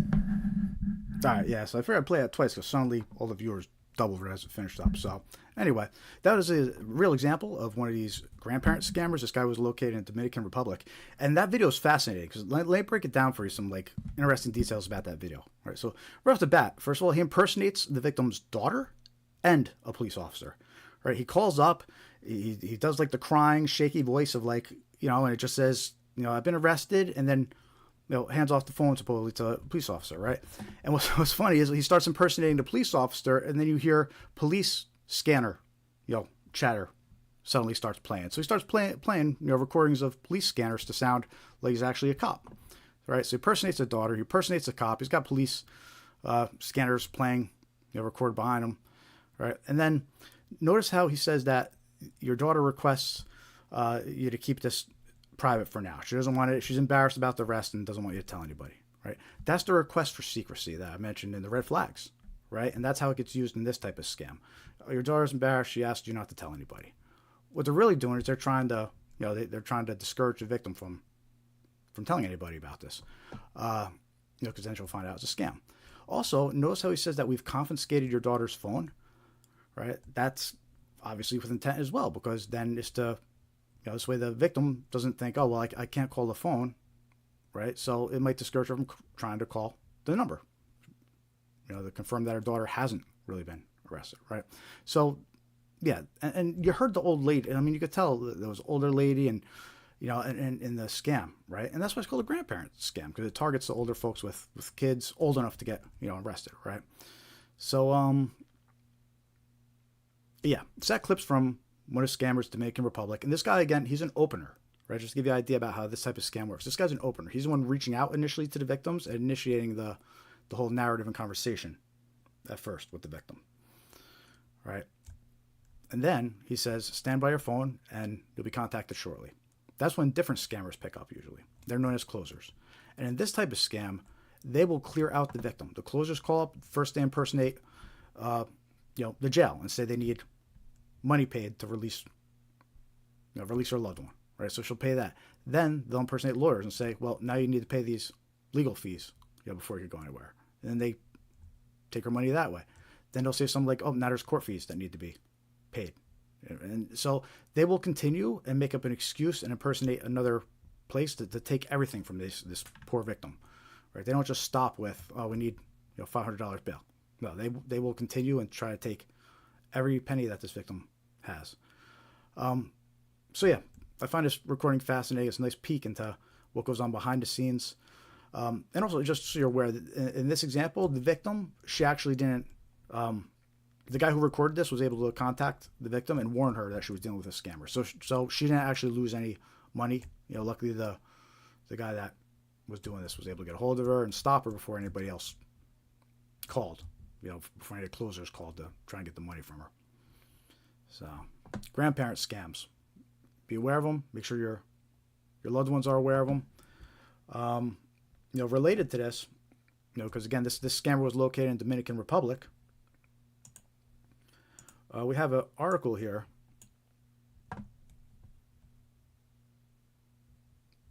with some more details about this scam that was operating out of Dominican Republic.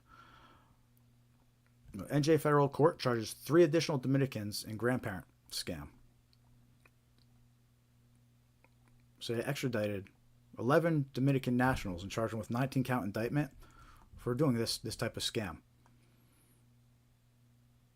According to indictment, the conspirators engaged in a long-running grandparent or family in need of bail scam against hundreds of seniors across the United States, including in New Jersey, New York, Pennsylvania, and Massachusetts.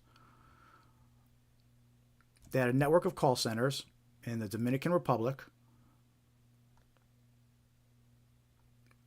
and they had members of the conspiracy referred to as openers. That's who we just watched in that video. It was an opener, right? And the openers impersonated the victim's children, grandchildren, and other close relatives. The call centers used technology to make it appear that the calls were coming from inside the U.S. Right, so that's another reminder that these scammers can manipulate caller ID. Always remember that. You can't trust the number that the caller ID shows. And typically, the victim was told that their grandchild had been in a car accident, was arrested in connection with an accident, and needed help. Right? That's exactly what we just listened to.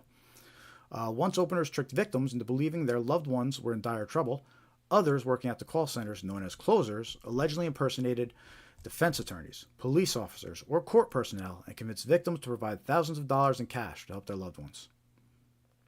The cash was typically retrieved by couriers from victims' homes or mailed by victims at the direction of the closers. So yeah, that was a big operation running out of the Dominican Republic, a call center that was running these grandparent scams, 19 individuals. They got extradited and charged in New Jersey, but they're operating out of the Dominican Republic. And this dude that we just watched, performed that scam. He was located in Dominican Republic. Was he one of the guys? I don't know. I hope so. But watch out for these grandparent scams. Extremely common. And there's actually in the headlines, we always read the recent headlines, check them each week. And there were some recent headlines about a type of grandparent scam. But what it did was it targeted the parents of college students, right? So what these scammers did is they're reaching out to parents of college students, and they're telling them that their student had been arrested by campus police or something like that, and they needed to pay fees to get them out. So it was like a modified version of this grandparent scam that was actually targeting the parents of college students. So watch out for grandparent scams. They're extremely common. I think there was also some recent news a couple of weeks ago about supposedly an organization out of Canada that was running this grandparent scam. They arrested a bunch of individuals who were charging them. So these scammers are all over the place.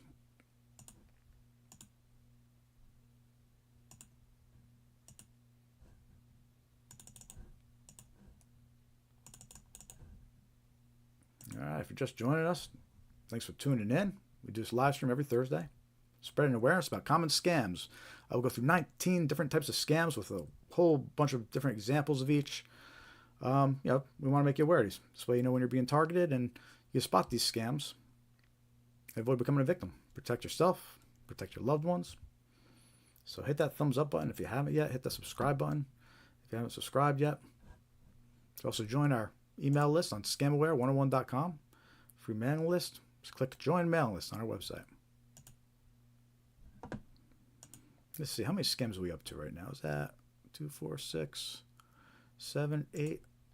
Okay, we're 8 scams in. We're on scam number 9. So we're almost halfway through here. We usually go for at least another hour or so.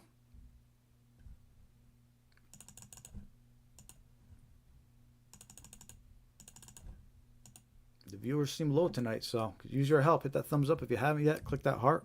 Say something in the chat. Maybe get some more people in here. West Coast starts wrapping up their day in about 30 minutes, so maybe get some of our West Coast viewers over on here.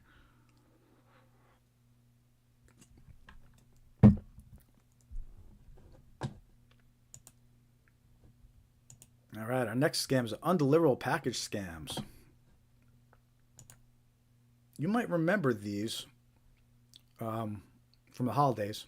They always pick up towards the end of the year.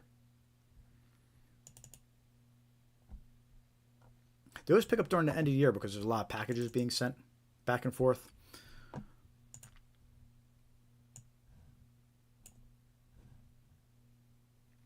Now what it is victims receive fake notifications about undeliverable packages and are asked to click a link to resolve. The link opens a fake website impersonating UPS, FedEx, or USPS, or really any other delivery service. Any personal or financial details provided by the victim are stolen by the scammers. There never was a package.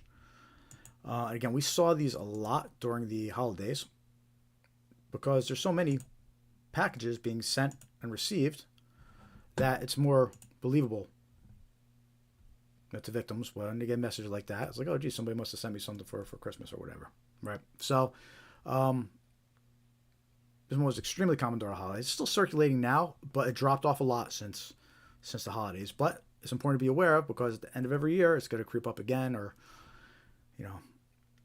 So we're going to share some examples of this one.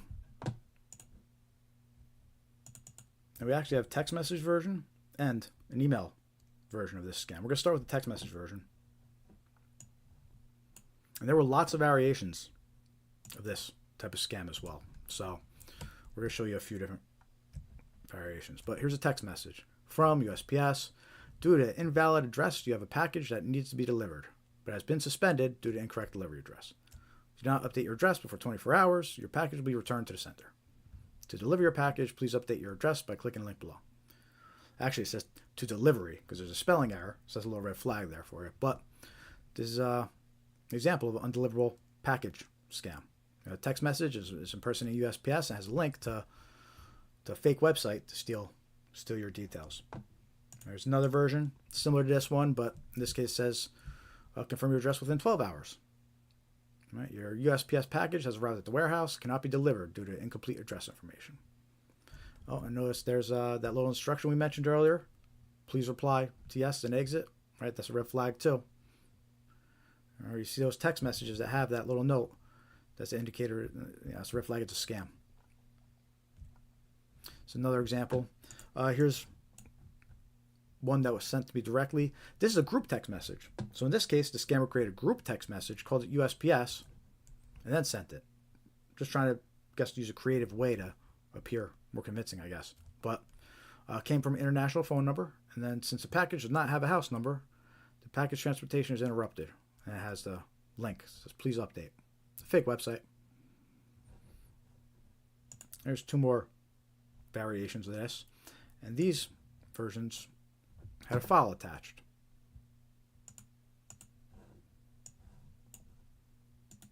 So in this first one, it's an HTML file. Which, by the way, never open attachments that, unsolicited attachments that you weren't expecting. Right? Worst case, it's got a malware and affects your device, the virus. So never open attachments that you weren't expecting, unsolicited. But there's an example of a package has arrived at the distribution facility, but we were unable to deliver it due to incomplete address information. And it says to open the file and update the address. So in this case, if you open the file, it's going to link to a fake website once you open it. But again, in other scenarios, it could be a virus. You never want to open attachments that you weren't expecting. So that's an example of a text message that had HTML attachment, and USPS logo, undeliverable scam, undeliverable package scam. And here's another one that's almost identical, except this has a PDF file attached. And same deal though, USPS logo, undeliverable package, except it's got a PDF file attached instead of an HTML file. So this scam had all different variations, and they try to get the victims all different ways, whether it's with an attachment or with a link. And if the victim clicks on one of these links, here's an example of a website that they might be taken to.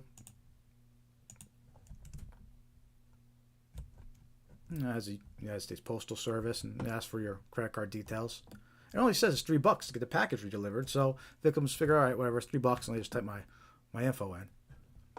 But they don't realize that it's actually, their info's going to get stolen by a scammer, and then it's going to be used for a lot more than $3. And then here's another example of a website it might take.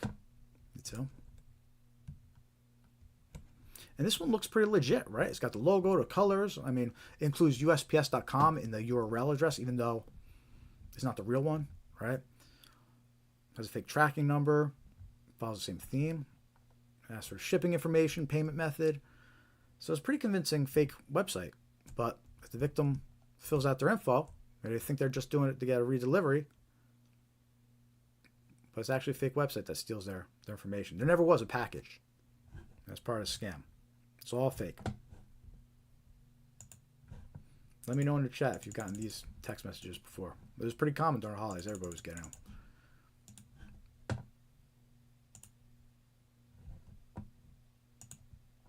There's a story I'd love to share about this scam, actually. It was a Wired news article. It came out August 8th, 2024. So it's pretty recent, less than, 6 months old or whatever. 6, 7 months, half a year, close enough, give or take. But it's a Wired news article, and it talks about the husband of a victim who fell for a scam. His wife, she got one of these text messages about an undeliverable package, and she fell for it. She clicked on a link, and she provided her credit card details. Well, her husband, I guess he works in IT, and it says his name was Grant Smith, if that's his real name, right? But it said that Grant Smith, actually, he was angry that scammers tricked his wife, so he infiltrated their system. He infiltrated their their networks, and he discovered a whole bunch of information about who was behind the scam and what was going on. Right. So in this case, it was actually a Chinese-based organization.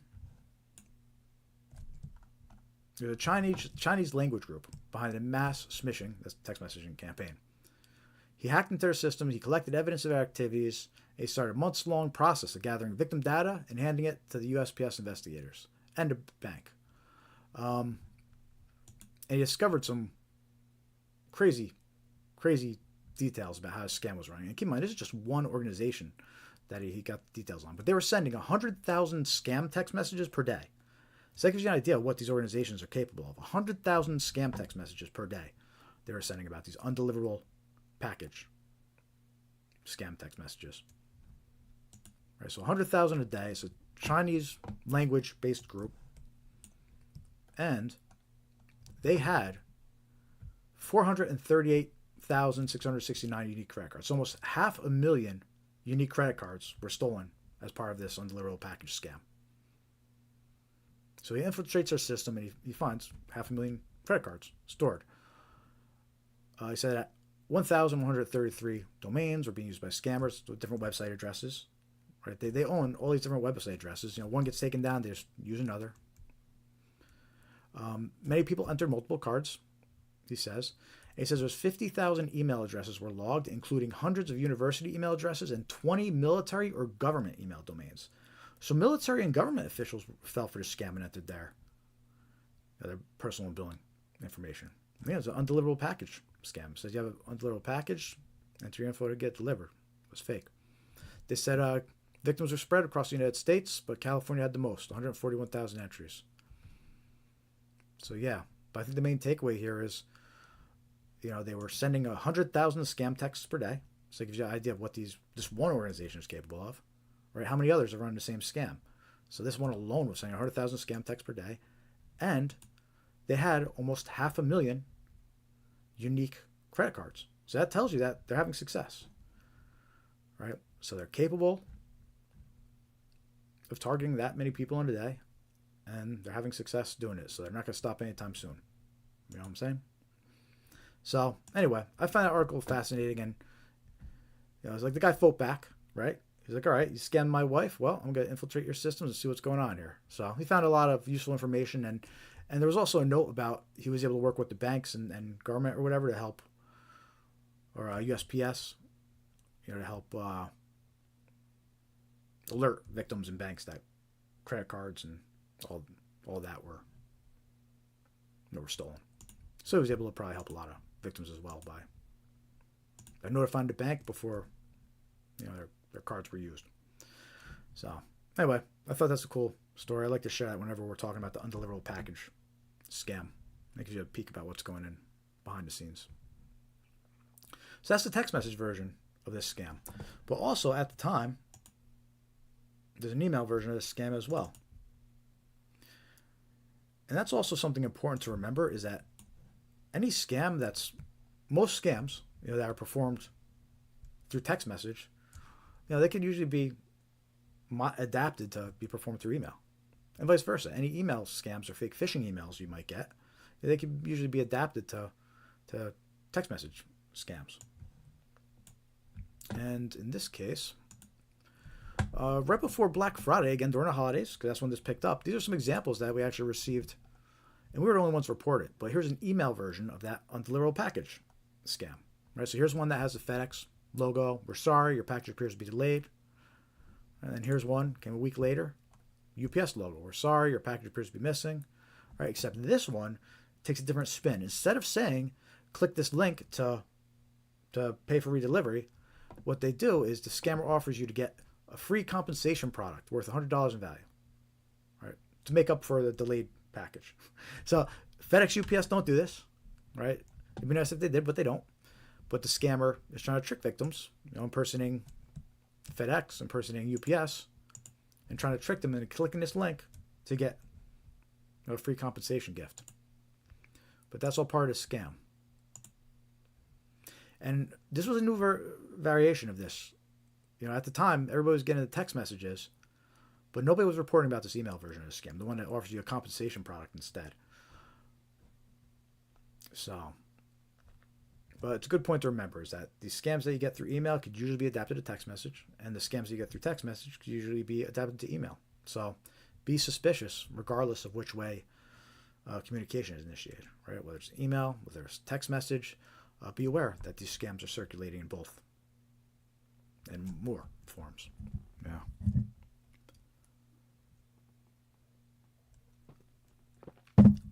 How we all doing out there? Click that thumbs up. Sign in the chat. If you're just joining us, we do this live stream every week, every Thursday, 5:45 p.m. Eastern Time. And we goal is to share awareness. We show a bunch of examples of these scams. We have 19 different types of scams that we go over and show you different examples, from text messages and emails to voicemail recordings. And the idea is the more aware you are of these types of scams occurring and knowing what these scammers are doing, the more likely you are to recognize these scams before becoming a victim. All right, so spreading awareness is key. And that's why we do this. So you could help us spread awareness by clicking that thumbs up and giving us a like if you haven't yet, and subscribing to our YouTube channel. That also helps, because the more likes we get, the more subscribers we get, the more YouTube will show our content to other people and spread awareness. So help us spread awareness by doing that. You can also visit our website, scamware101.com, and you can join our free mailing list. So let's go to our website, scamware101.com, and click join mailing list. But let's continue on with some more examples of these scams. So in this undeliverable package scam that we're showing you in this email version, the link takes you to a fake retail website. And that's the next type of scam we're going to talk about. I used the examples from these emails, these fake websites that I linked to, so I could show you them as examples of this fake retail website. Now, just because these examples that I'm showing you came from the email, something to keep in mind is that you could end up on one of these fake retail websites in many different ways.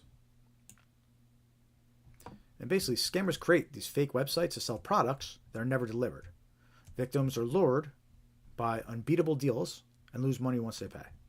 All right, so a lot of times you'll see an ad that might offer you, a product worth $100 and say just pay for shipping, or you'll get an email that says special offer, just pay for shipping. All right, and it sounds too good to be true. Right, you're gonna get these offers are earbuds, that cost $100, $200, and they're saying just pay shipping, but it's a scam. And here's actual screenshots, actual examples of some fake retail websites that, in this case, these emails, these fake emails impersonating FedEx and UPS, directed us to. But again, you get directed to these by people that buy paid ads. Right, the scammers will buy paid ads to direct people to this, so you'll get them you'll see them in Google sponsored results. You'll see them on social media, Facebook ads, things like that. Right, so there's many different ways you could ending up on these fake retail websites. But here's an example about what to look like. And you can see again at the time it says the Black Friday deal because it's modified to represent what time it is. This was around Black Friday was coming up, so they got the Black Friday banner there, and they're offering a pair of headphones that they say is valued at $175. They're saying just pay shipping, $8.95. So it's too good to be true, right? You got these wireless headphones. Another example of one was they had a wireless or a portable heater. Right, same deal. It says valid at $175. Just pay for shipping, right? But that's all part of scams. Too good to be true. Something to keep in mind. And then of course they got the earbuds because they're a hot item and still probably are, right? They say it's valued at $175, and they say you get it by just paying for shipping. But as soon as you enter your personal information, your credit card details, the scammer gets it. And fun fact, a lot of times you don't even have to click order now. As you type it in the background, it's already being logged.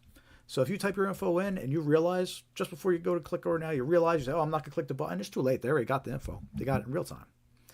They're logging it in a lot of cases. So you're dealing with clever people, clever scammers, man. They know what they're doing. They know how to get you.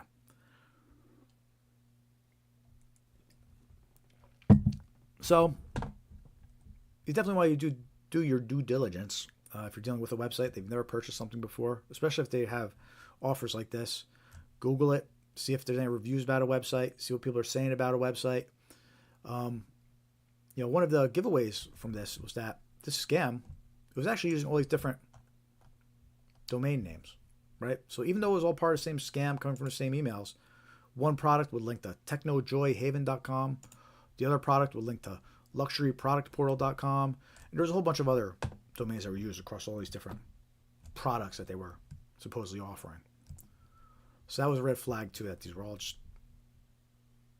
different subpages. If you tried to go to the homepage on any of these websites, there was nothing there. It was actually blank. If you research, a website, getting no results is almost as bad as getting bad results, right? In this case, all these fake retail websites, none of them had any reviews. There's no results. There's no info anywhere about any of these websites. They had just freshly been purchased to run this scam. at that time. So not finding any info is as bad as finding bad info. You know, if you're going to give your credit card details to a website you've never used on the internet, see what people are saying, try to find some reviews.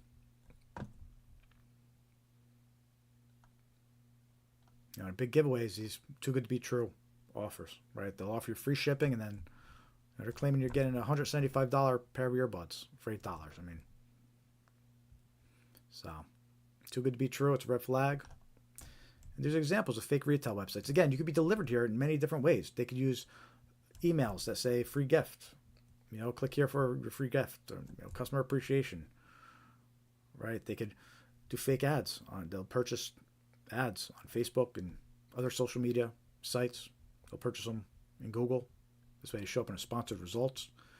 So you think you're, you know, clicking on an ad, but ads aren't safe. You know, scammers can purchase ads too, and then they redirect you to these fake retail websites to steal your credit card details. So there's a lot of ways that you can be directed to these fake retail websites. So it's a scam in itself. So yeah, watch out for fake retail websites. They're always up. They usually use trendy items, like items that are kind of popular at the time.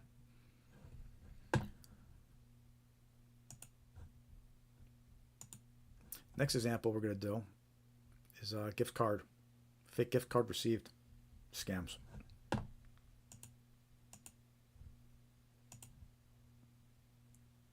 And also, you know, these undeliverable package scams, it's just another example of there's nobody that scammers won't impersonate, right? They'll impersonate every delivery service. You know, we saw USPS, FedEx, UPS. You know, they've impersonated DHL. They've impersonated Amazon too. There's no delivery service they won't impersonate. We've seen them impersonate law enforcement, sheriffs, right? I mean, if they're willing to impersonate local law enforcement, they don't care. They're not afraid. They'll impersonate anybody. We saw them impersonate your family member and your relative. Like, that's the audacity of these scammers. They'll impersonate everything. They literally a male literally impersonated that woman's daughter, right? So there's no limit to what these scammers will impersonate. And now with the use of AI, they're able to impersonate even more convincingly. They're able to alter their voice. They say video calls. They can alter faces on video calls now. So using AI, the scammers, they clone voices. So things are only getting more advanced.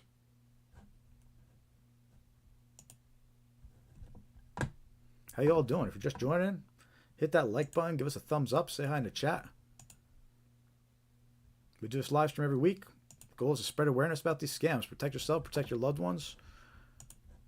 There's so many little red flags and details that if these victims were aware of it, it probably would help them avoid becoming a victim and losing their money. And sadly, a lot of these victims never get their money back. We're talking big money. We're talking about life savings, retirement, everything. These scammers clear these victims out. And the banks say, well, that's not covered. That's not insured. You withdrew the money. And technically, if you're tricked into withdrawing the money, technically the bank doesn't consider that fraud. And that's not covered.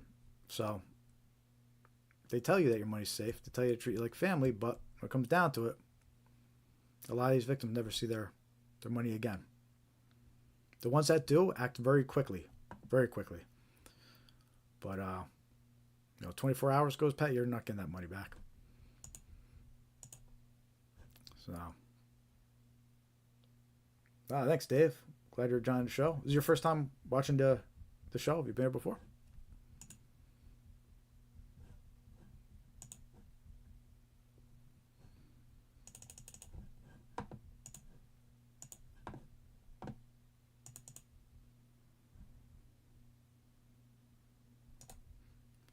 All right, this next example, just going to slide out here.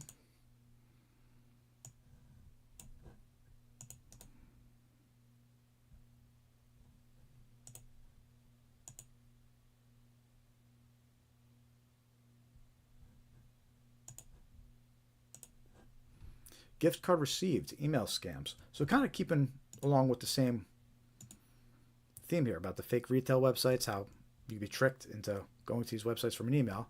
Well, here's a fake gift card received email scam. And how this works is victims receive an email notification that they received a gift card. When the victim attempts to activate the gift card by clicking a link, malware is installed on their device, or a fake website is opened to steal their personal information. Right? And to show you what one of these gift card emails might look like, here's one that would be Venmo. Your $50 gift card is here. And at the bottom it says, your company has given you an employee rewards card. Activate your card today. Right? But this is a scam. If you click activate your card today, it's going to take you to a fake website that steals your information or infects you with a virus. So you should be suspicious of any emails that come in that were unsolicited, that might have links, and verify. So like in this case, whether it said you got a gift card from a family member or in this case, an employee rewards card, before you actually click on a link, check and see if you actually, check with your company and see if they actually sent you it. Hey, did you send me a rewards card here? So I got a $50 gift card. No, we didn't send you a rewards card, right? So, and that would go with even if it was a family member. You get something that says a family member's name, right? Reach out to the family member first. Hey, I got an email. Said you sent me a gift card. Right? You're going to call them anyway to say thanks, right? So you might as well call before clicking anything. Make sure it's legit. You have to remain suspicious of all unsolicited emails. These scammers, they'll impersonate anybody. They'll try any trick. As you can tell from all these different examples we're going over, they'll send text messages that impersonate banks. They send emails that impersonate, Venmo.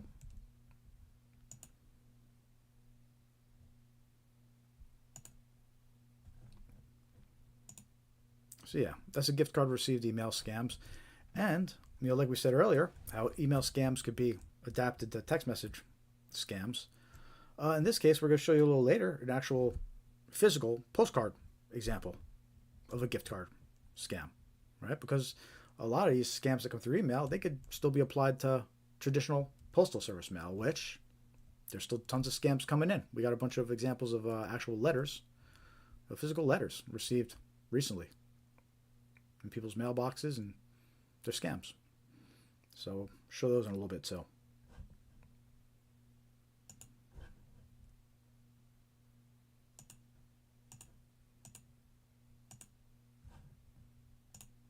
Yeah, Dave, I think that Scam Sandwich is the guy that got into that scammer's webcam, I think.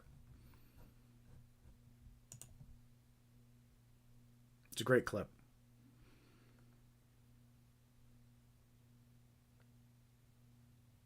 All right, cool. So that was our second batch of common scams, which is 11 now, I think, right? 6, 5. Yeah, so we're 11 scams in. We go over a total of 19.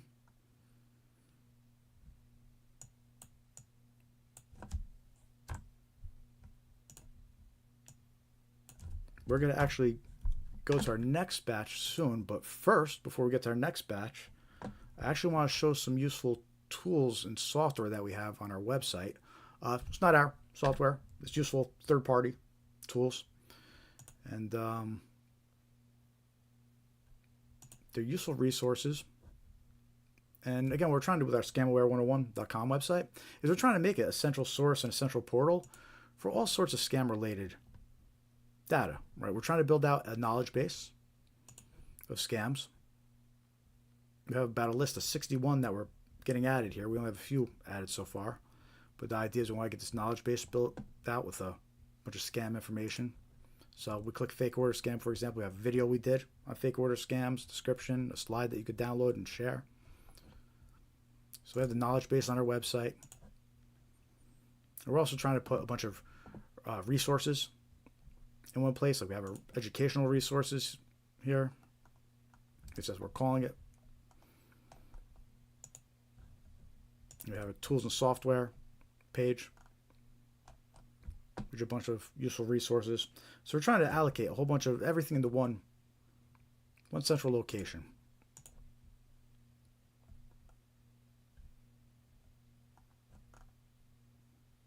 Which, by the way, if you're on scamaware101.com, join our mailing list by clicking join mailing list. You might as well. You're already there, right?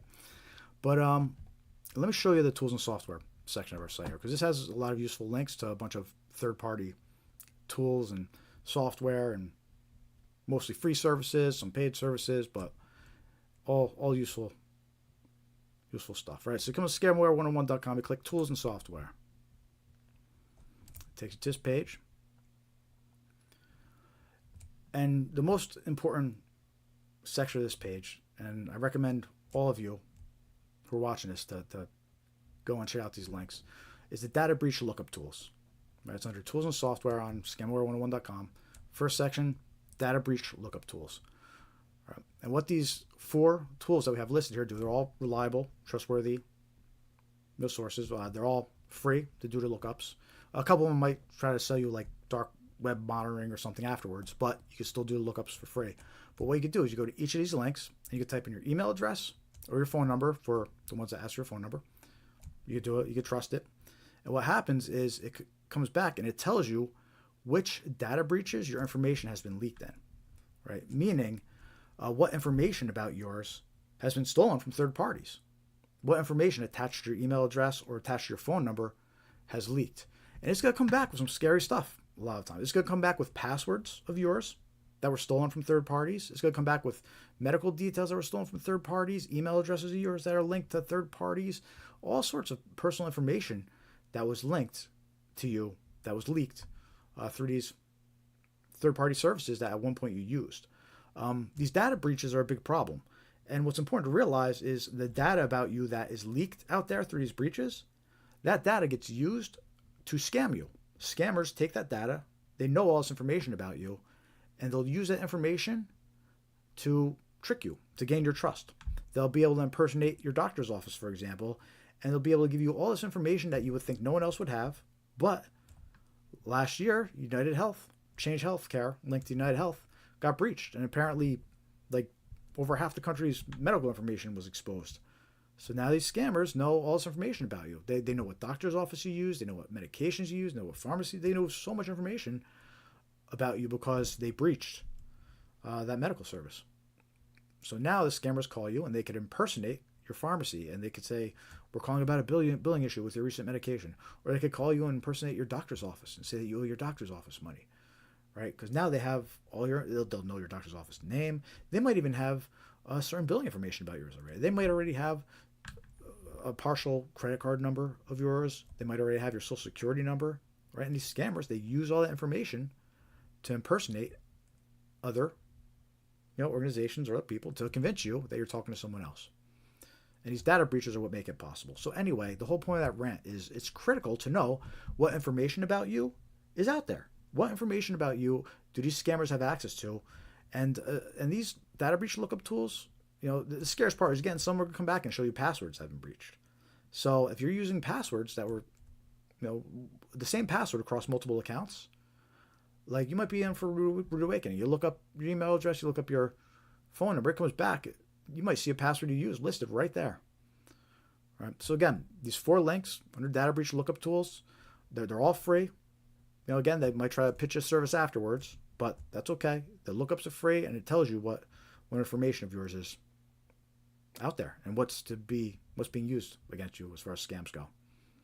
All right. So that's recommendation number 1: is come to these resources, tools, online tools and software page, and definitely use all 4 of these links and look up your info and see what's out there about you. Next section is just some security and privacy software. Now we're actually affiliates. I got approved as an affiliate for a couple of these software right here. So that's why I have a special offer links next to each of them, right? And I stand behind all these 4 products. These are trustworthy. I've used them or heard good things about them, so I stand behind them. And what I did is, as an affiliate, I took the best offer that they had, available. As an affiliate, you could pick different offers, and so I just picked the best one available to you guys, and put the link here to get that offer. So, for example, NordPass, right? It's important to use different passwords across accounts for the reasons we just mentioned earlier, right? Your passwords get exposed in breaches. So scammers have your password, and they'll try it against different accounts. So it's important to have different passwords across your accounts. And to keep track of them, you could use a password manager. NordPass is a password manager. And it makes browsing the internet easier. It makes logging your accounts easier too, because it autofills for you if you want. But it keeps track of all your passwords. It keeps them secured. And it prevents scammers and hackers from using one password to get into all your accounts. But anyway, we got the link here, say 56% on it, and it ends up being $35 for 2 years. Right? So that's nothing. $35 you have this password manager for 2 years. Right? So if you need a password manager, or if you've been thinking about purchasing NordPass, make sure to come to this page, use my link. You get that amazing deal, and I got a little bit of a cut from it as an affiliate. So it's a win-win. And yeah, then we got NordVPN. I'm a big fan of Nord's products, whether it's NordVPN, NordPass.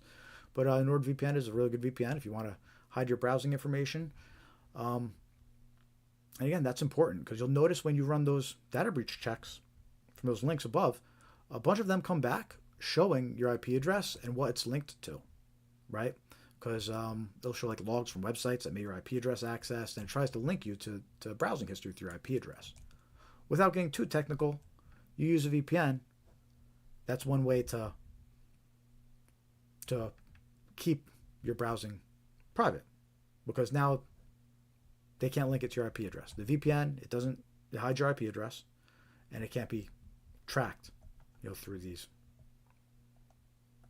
various ways that they do. I'm trying to get too technical. Anyway, the whole point is, if you want to use a VPN, you need a VPN. NordVPN's awesome. Say 72%. That's the deal I got up here, 72%. Let's see how much that is for 2 years.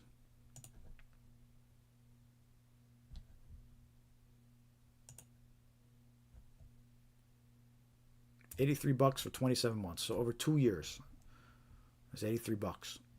So less than $40 a year. It's a deal. So we have that link there. Save a big chunk of money if you need a VPN or you've been considering getting NordVPN. When you're ready to pull the trigger, come to my page, click my link, get the huge 72% off deal. Delete Me. They do a pretty good job removing your information from public websites. If you're going to use that type of service, might as well use Delete Me. 20% off. Use the link. Doesn't help you with dark web, right? So, it's a limited solution, but if you are trying to get your information removed from the public internet, they do a pretty decent job. I've heard good things about them. So if you're thinking about using that service, 20% off, use the link. Then we got Malwarebytes Premium, right? We'll talk about the Malwarebytes Free shortly, but Malwarebytes Premium offers real-time protection, whereas just Malwarebytes Free is on-demand scan. Download it and manually run the scans. But Premium is real-time protection. So if you're thinking about purchasing Premium or upgrading your free Malwarebytes to Premium, use my link, get 25% off. Malwarebytes is awesome software. Used it for years. I stand behind it. So 25% off, use my link.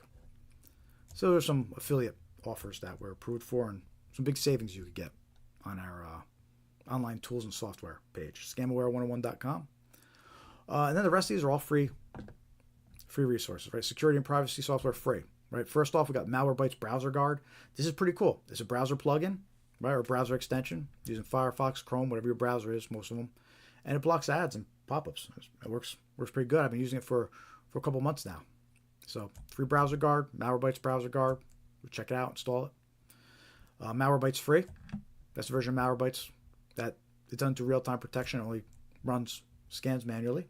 But if you think you have pop-ups or your computer's running slow, think there's malware on your computer, that one, Malwarebytes Free, and run a scan. It's really good at removing and cleaning up that type of stuff. So, in fact, if you haven't run any virus scans or anything lately, go download Malwarebytes Free and run a scan. And then I've got a link to free antivirus, which is a Bitdefender antivirus. It keeps your computer running clean and pretty fast. And when you're using it, it's just a free antivirus. If you're relying on your default Windows antivirus, get a third party. It's added protection. It includes more protection than the default antivirus. It has browser, website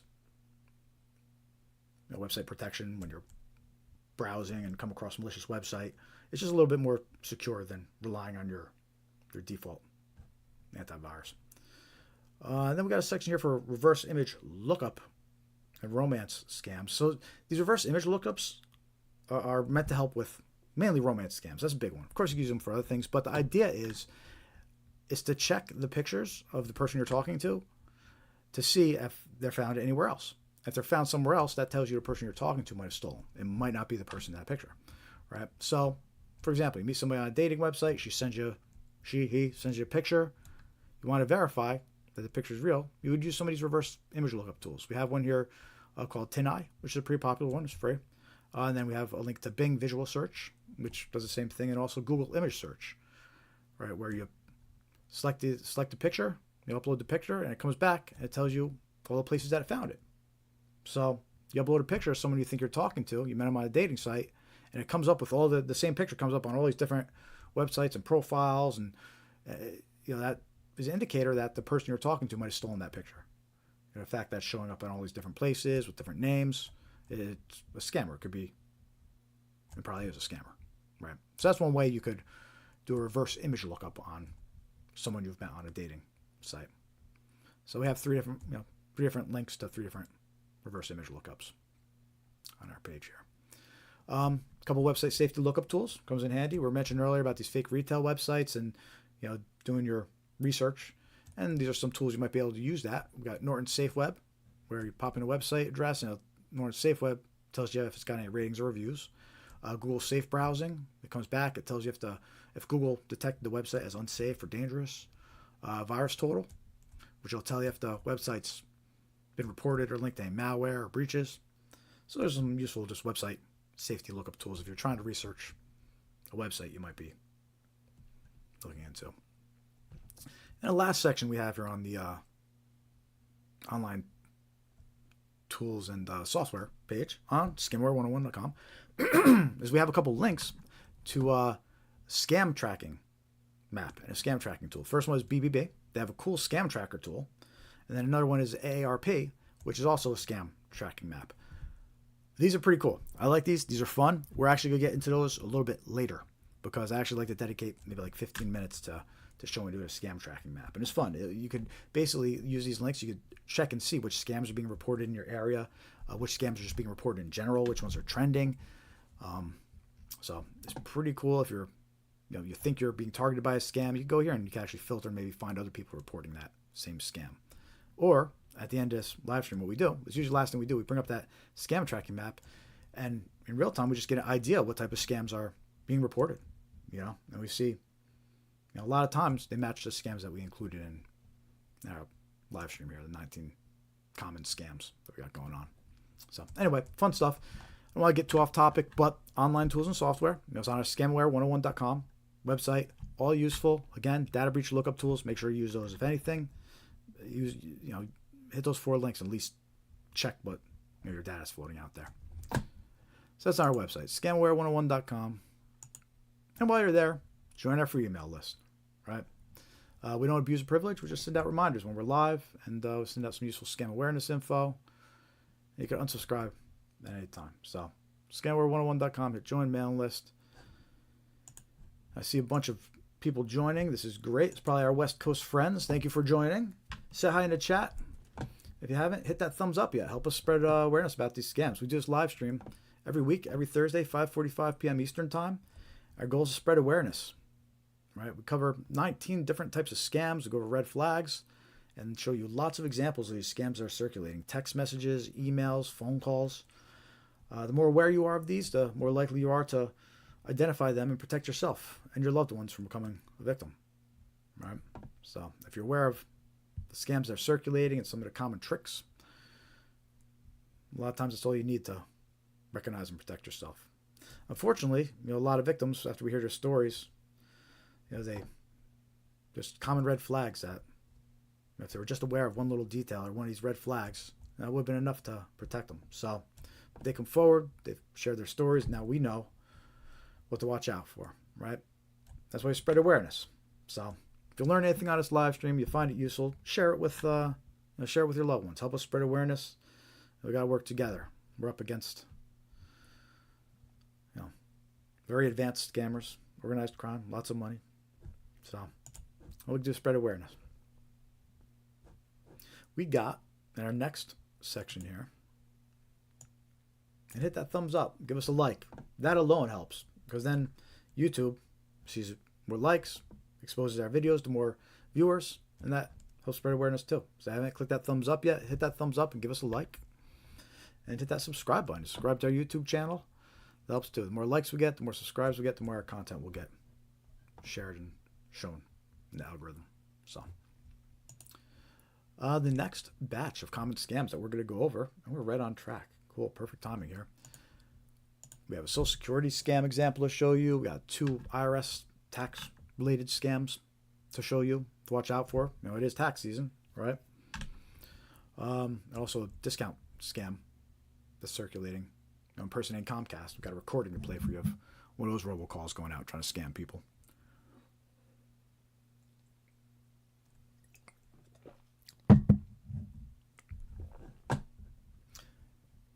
Well, before we dive into that, just real quick, I want to thank you all again for joining the live stream. If you're just joining, I see a bunch of viewers popped in now. So hit that thumbs up. And even if you're not logged into YouTube, go check out our website, scamware101.com. You can join our mailing list, or you can follow us on all your favorite social media platforms. Facebook, Threads, Instagram, X, Blue Sky. We're trying to get our Facebook follower count up. This way we could stream on there. Last time I checked, we needed about like 26 more followers. So if you haven't followed us on Facebook, that'd be awesome. Take a moment, hit that follow button, the like button on Facebook. Scamware101, facebook.com/scamware101. And hopefully we could hit that 100 followers soon on Facebook and do this live stream on there as well. We're also live streaming right now on Instagram too. I don't know how to get viewers on Instagram. It always sits there and says 0, but we are live streaming on Instagram. And we have 2 different versions going right now on YouTube. We have the vertical version where I think most of the people in the chat are, and then we have the widescreen version for others if you're on a PC and prefer. So, but anyway, let me get back to the topic at hand here, which is scam awareness. This way you can continue protecting yourself and loved ones from scams.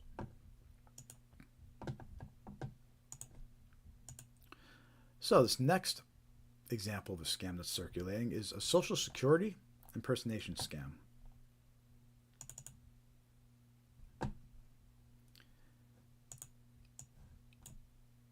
And Social Security impersonation has been a big deal over the past few years. Social Security has been trying to get the word out about these scammers that impersonate them. A lot of times they're warning us about emails and phone calls that impersonate Social Security.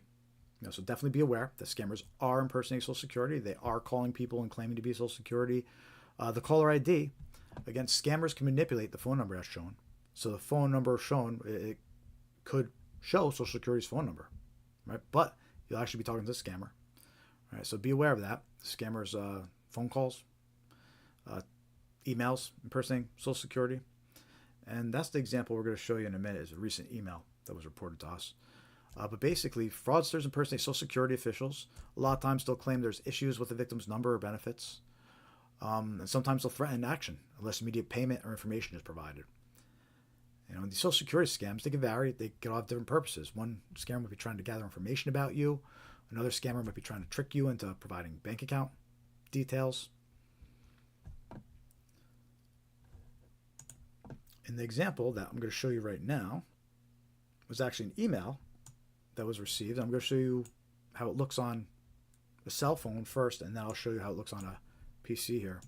But here's how it looks on a cell phone. And it's a lot harder to detect on a cell phone, right? It's got the from, you can't see the email address it is unless you click on the title there. And then this link here, it looks like it links to SSA.gov. We can't really tell without hovering over it. But basically what this email says is it says that to see your statement, please download the file from this link. And then it looks like it has a link to SSA.gov, which is the real SSA website. And then it says, thank you for using Social Security Administration services. Please do not reply to this email. And there's a little note at the end that says, this file works on computers only. All right, so this is a scam. This is a fake email. It's impersonating Social Security. And in this case, what it's trying to do is install a virus on the victim's computer, which is why it says this file works on computers only. It's trying to purposely get the victim to click this link on their computer. So it's very deceiving when you're looking at this email on a phone. But when you look at it on a computer, it's a little easier to spot these issues. First, right off the bat, you see that the email address is not from SSA.gov. Right, it has some strange email address, safaricom.co.ke. It's not even an American website. Right? It's a foreign website. I think it's Kenya.ke, I believe. And the other thing is now, if you hover over the link, you can see it doesn't actually point to SSA.gov. Even though the text says SSA.gov, the actual link points to some random gibberish website name. That is going to install the virus or malware on your computer. So again, this is an example of a Social Security impersonation scam. February 6th. All right, so 2 months ago.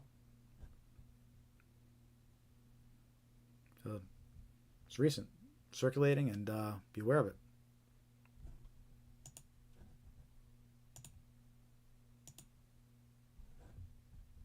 By the way, if you've received any of these scams or someone else has reported these to you, let us know in the chat.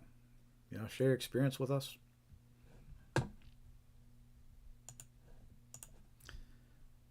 The next example I'm going to show you, the next two examples, are actually tax and IRS related scams. It is tax season. So the first one I'm going to show you, and actually, first of all, tax and IRS impersonation scams. Fraudsters impersonate tax authorities, claiming the victim owes taxes and must pay immediately to avoid penalties or arrest. They often demand payment by untraceable methods. So that's one version of a tax and IRS impersonation scam. They claim you owe money or fees, and they try to get you to pay over the phone. Another version is they'll impersonate tax, or they'll impersonate the IRS, and they'll try to steal your personal information, and they'll do that by saying you have a refund coming, but you need to confirm your info. And that's the example I'm going to show you. Here's a text message currently circulating. The IRS has released recent warnings about this one. This is coming directly from the IRS about warning about this text message here. And what this text message is impersonating Internal Revenue Service, and it says, you are eligible to receive a $1,400 economic impact payment. Please provide your accurate personal information. We will deposit the amount in your bank account, or mail a paper check within 1 to 2 business days. And that has a link to a fake website that's going to steal any bank account information or details that you provide. And this is a scam that's circulating right now. The IRS has warned us about it. This example on the screen is targeting, it's a text message, targeting people's cell phones. All right, so you need to be aware of this scam that's circulating. This is an example of how these different scams have different cycles. Right now it's tax season, so we're going to see an uptick in tax-related scams. Right, just like how during the holidays we see an uptick in like package delivery scams, things that are related to holidays. So they go through cycles here. And again, if you're just joining us, this example on the screen, this is a scam text message currently circulating that we're being warned about by the IRS. It says you're eligible to receive $1,400 economic impact payment, but if you click that link, it steals your info. And again, notice that instruction at the bottom that we keep seeing on a lot of these text message examples. It says, please reply with yes, then reopen the text message. It's a red flag. It's a scam text message. And we see that instruction at the end. We see that on a lot of different text message scams. Because the scammer wants you to reply. They want to know it's an active phone number. They want to know you read it. All right. And then it also activates the link when you reply to this number. So that's an example of a scam circulating right now. Impersonates the IRS. And also something to keep in mind is the one that's circulating now they're warning us about is a text message one, right? But if you go on an IRS website 2 or 3 years ago, they were warning us about the email version of this scam. Same scam, it was just circulating through email. So that goes back to that what I mentioned earlier about text message scams can be adapted to be email scams. Email scams can be adapted to be text message scams. So can't trust either. Be suspicious. Just because they reached in one way doesn't mean it's more trustworthy than the other way. Scammers are using all these methods to contact victims. Email, text messages, phone calls.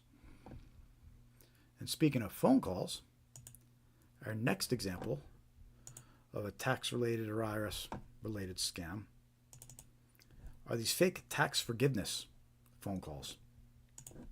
And what's happening is it's tax season. I keep getting these messages. Everybody keeps on reporting these messages too that they're receiving. What there are is they're robocalls. And they say that you have back taxes owed. They try to scare the person that they have back taxes owed. Whether they do or not, robocall says that. And it's a trick to get the victim to call them back and use their fake services, right? Or to provide personal information to these fake services. But I'm going to play a phone call right now of one of these robocalls. It's a good example. This one was reported to me by multiple people. Says the same thing to everybody, whether you owe back taxes or not. That's what the robocall says to scare you.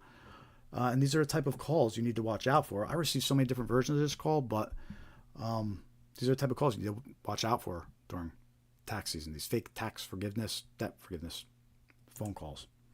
So here we go. We'll play it for right now. Let me know in the chat if you get these phone calls. Any of these examples we're going over, let us know in the chat if you get them too. So let's take a listen. Hi, this is Lindsay Carter from the Activation Department. Give me a call back at 833-850-2527. Our records indicate you have some back taxes owed. You're now eligible to apply for them to be forgiven with the Zero Tax Balance Program. Any back owed taxes can be enrolled to be forgiven through this program. But we do need to sign up this week. Just give me a call so we can start the process. It's really quick. And I'll keep your file open here. So my number is 833-850-2527. If you've already resolved this, call back and press 2 to be removed. Can't wait to speak with you. 2. So those are the type of calls that are circulating right now. I start circulating around tax season, like some unsolicited phone call, some random robocall. That one sounds pretty realistic. I mean, it sounds like a real person for a while, but it is a robocall. Everybody's receiving the same thing, and the idea is they're trying to scare you, right? That's something that you'll notice a lot of these type of scams. They try to scare you, whether it's an arrest warrant scam or a jury duty scam or a fake order scam. They want to create this fear. I'm getting charged for something, or somebody's coming to arrest me, or in this case, back taxes. A buddy of mine who he had already filed his tax return, he got one of these phone calls. And the first thing that came across his mind was, oh, shoot, did I file my taxes wrong? I owe back taxes? Did I screw up? Right? So that's the type of thing that these scam phone calls are trying to accomplish these robocalls. They're trying to get you in a state of fear and to act like, oh, no, I better take care of this. And, you don't even think that you're talking to a scammer. So watch out for these tax forgiveness calls. If you truly are looking for some kind of tax forgiveness service, do your own research. Find one somebody used, right? Don't go trusting these unsolicited robocalls that are gonna say you have back taxes whether you do or not. So those are 2 IRS and tax related type scams to watch out for during tax season. It's not just IRS impersonation. It's the debt relief service impersonation and those type of scams too. All right, cool. Got a bunch of people watching. Hit that thumbs up. Give us a like if you haven't yet. Help us spread awareness. Hit that subscribe button too. We need as many subscribers as we could get. The more likes, the more subscribers, the more our content is shown to new viewers, and the more awareness is spread about these scams. And that's why we do this live stream every Thursday, 5:45 p.m. Eastern Time. And go over a whole bunch of scam examples, scammer red flags, things to watch out for. The idea is to spread awareness. If you're aware of these scams, you can protect yourself, protect your loved ones from becoming a victim. You can spot these scams quicker. Just being aware that they're impersonating, scammers are impersonating these type of people. They're impersonating the sheriff's office. They're impersonating banks. They're impersonating Social Security. There's no limit to who they're not impersonating, and just being aware of knowing that there's actual cases circulating now. These are all recent examples, of the type of impersonation and scams that they're doing. It'll help you spot that when you're being a target. When you get one of these text messages that claim it's the IRS, or an email claiming to be from Social Security. Now the idea is it'll click a lot quicker in your brain. Like, wait a minute, I heard about these scammers impersonating Social Security. I heard about them impersonating a bank. This is probably a scam. Right? Keep that guard up. And the caller ID thing is big. I can't mention that enough. The caller ID is, scammers could manipulate what the caller ID shows. They'll impersonate your local police department, and they'll show the police department's number on your caller ID. So you can't trust that. You can't trust caller ID, and it's important to be aware of that. Many victims, they fell for a bank impersonation scam because they thought they could trust the caller ID. And they only realized after the fact, oh shoot, these scammers can manipulate the caller ID, and I just lost everything. So be aware of that. Watch out for these types of scams. The next scam example I'm going to share with you is actually another phone call scam. And what this is a recording. It's a fake discount offer. Let me play this recording for you. It's a fake discount offer, and not sure exactly what happens once you reach out to them, but they'll end up doing something to steal your money. That's for sure. Or to get your personal information. But anyway, let me play this recording for you.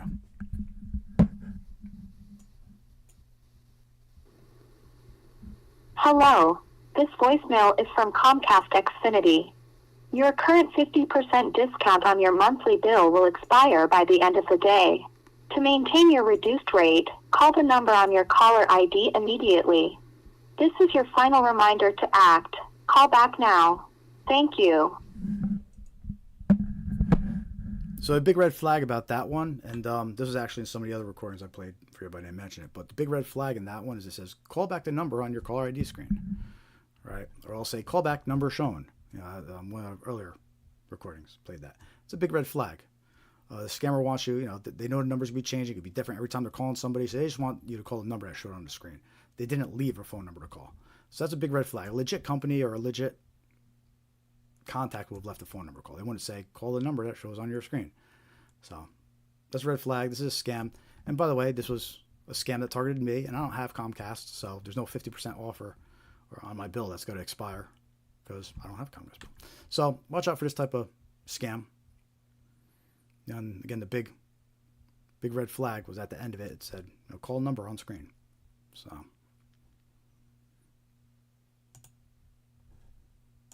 yes, that's our next batch of scams. So what are we up to? So by the way, we covered 19 different types of scams on this live stream. Show you a ton of different examples of each. Right now we are up to, let's see, 11, 15.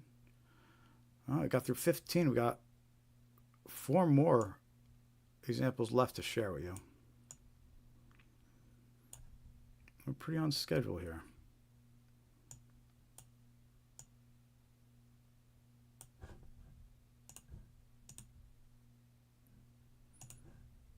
But I think I gotta refill my coffee cup. Just gonna take a quick 5-minute break here. And then we're going to go into our next batch of scams. And the next batch, our next batch is an example of snail mail scams. All right. I think we've all become so comfortable and so used to receiving email scams and text message scams at this point that we forget that scammers are still using the United States Postal Service to send you mail scams. Actual letters, like the medieval times again. They're sending out postal scams. And I have a bunch of examples of those scams to share in our next batch shortly here. All recent. One's a free gift postcard scam. Another one's an inheritance scam. Another one's a fake renewal scam. And then we have a secret shopper scam, which is a newer one that we just added to the list. I just got this example recently. And a secret shopper scam is pretty clever. Basically, you get a check delivered to your mailbox, and you've been selected to be secret shopper. So that's a fun one to go over. But anyway, some fun scams to go over. The last 4 we're going to go over shortly. And then after that, we have the scam tracking map, which is my personal favorite part of the live stream, is doing the scam tracking map for 15 minutes. So around the corner here, we got maybe another 40, 45 minutes left. So I'm going to take a 5-minute break, and then we'll come back and conclude this live stream with our last 40 minutes.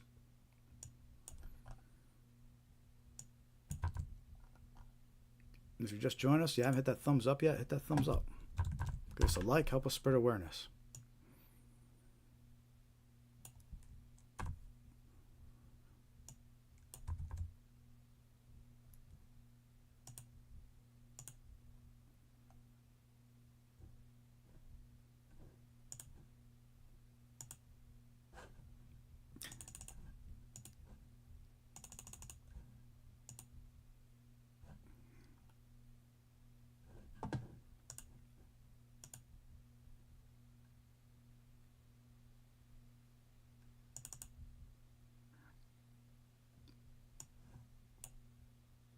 If you haven't joined the Scamware 101 website or mailing list yet, now's the time to do it. Scamware101.com, click join mailing list. And don't forget to follow us on all your favorite social media platforms. We have the link around our homepage here. Facebook, Threads, Instagram, X, Blue Sky.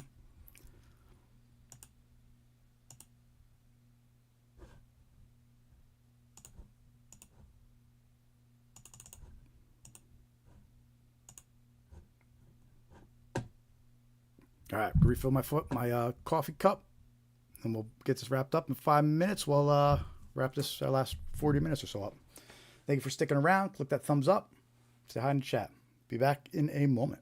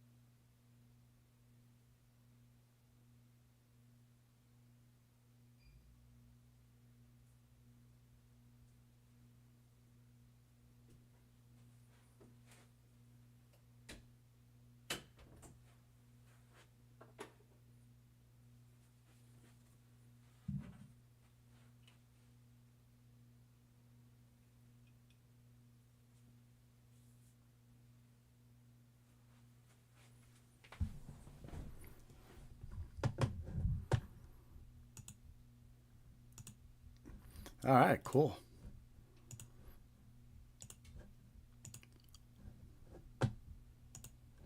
We're going to keep this moving.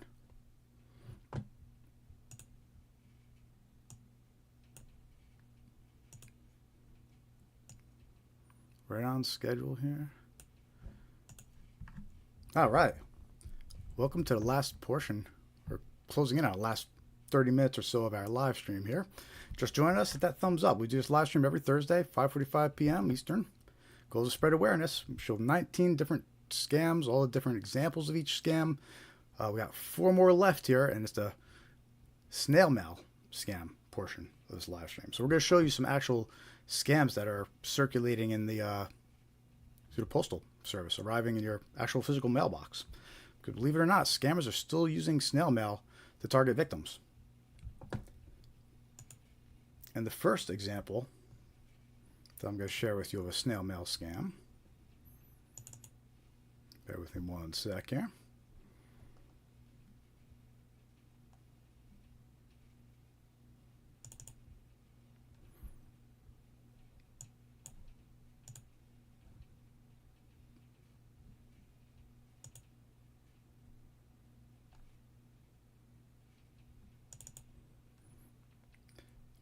It's actually an example of 2 different types of scams in one, right? So here's an example of a postal card. It's a postcard you receive in the mail. So it's a snail mail. It's a scam. It's a physical postcard that will arrive, and it'll offer you a free product. And notice how it says wireless Bluetooth earbuds. Notice a pattern here. If you were on earlier, we had the fake retail website examples. They were offering the same wireless earbuds. That's what these scammers do. If it's a hot item, a popular item, a trending item, they'll work it into their scams. But anyway, in this example, this is a snail mail version. It's a postcard that someone would receive in their mail, and it tells them to scan this QR code, for their free wireless earbuds. So this is also, not only is it a version of a snail mail scam, but it's a QR code scam, which is a whole nother type of scam that we could spend time talking about. Don't scan QR codes that you can't trust. But anyway, we'll talk about that later. Let's get back to this postcard example. In this case, if you scan the QR code, you'll be taken to a website that steals your personal information, like your name, address, and Amazon account details, and even your credit card number. All right, so be suspicious if you get postcards offering you free gifts. Be suspicious of anything that wants you to scan a QR code. Scanning QR codes are the same thing as clicking links, right? And you can't just randomly click links and trust links. You have to have that same mentality. You want to go clicking links from people you don't know and that you weren't expecting, and you shouldn't. And QR codes are the same way. You shouldn't be scanning QR codes from untrusted sources. So anyway, that's a free postcard scam. Watch out for those if you get them in the mail. Those remember, something's too good to be true. It probably is. The next example of a snail mail scam is an inheritance scam.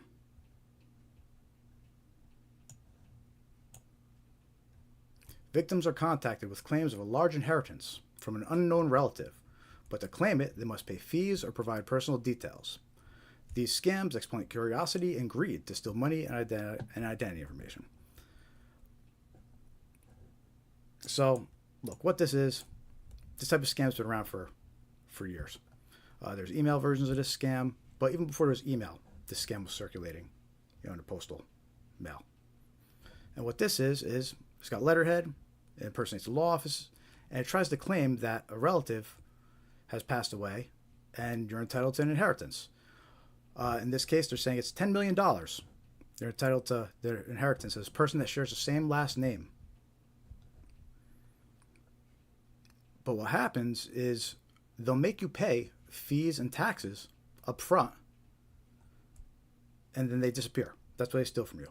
You never receive any inheritance. It's not real. It's all fake. The con was to trick you into paying the taxes and fees up front, which is then stolen, and then you never receive anything. So looking at this letter, and this was received November 29th, it's dated, so 2024, so it's recent, this type of scam circulating. We Googled some of the wording from this letter and found plenty of people reporting the exact same letter being received. But it's an example of an inheritance scam. It's impersonating a law office. They're offering to facilitate the whole thing, right? But they're going to scam you by getting you to pay fees and taxes up front. One of the examples of the red flags that we went over is when someone requests confidentiality or secrecy. That's a red flag. Well, we see that in this letter twice. In the last paragraph, it says, "This is 100% risk-free. I do have all necessary documentation to expedite this process in a highly professional and confidential manner." Right, so confidential is a red flag. I will provide all relevant documents to substantiate your claim as the beneficiary. This claim requires a high level of confidentiality.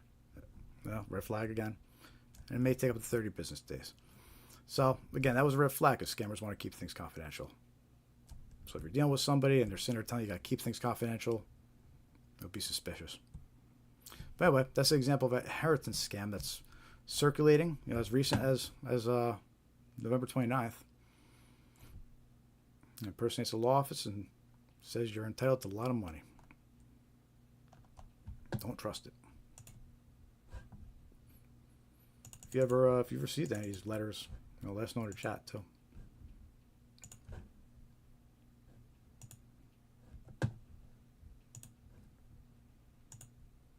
Next example of a snail mail scam. Fake renewal bills.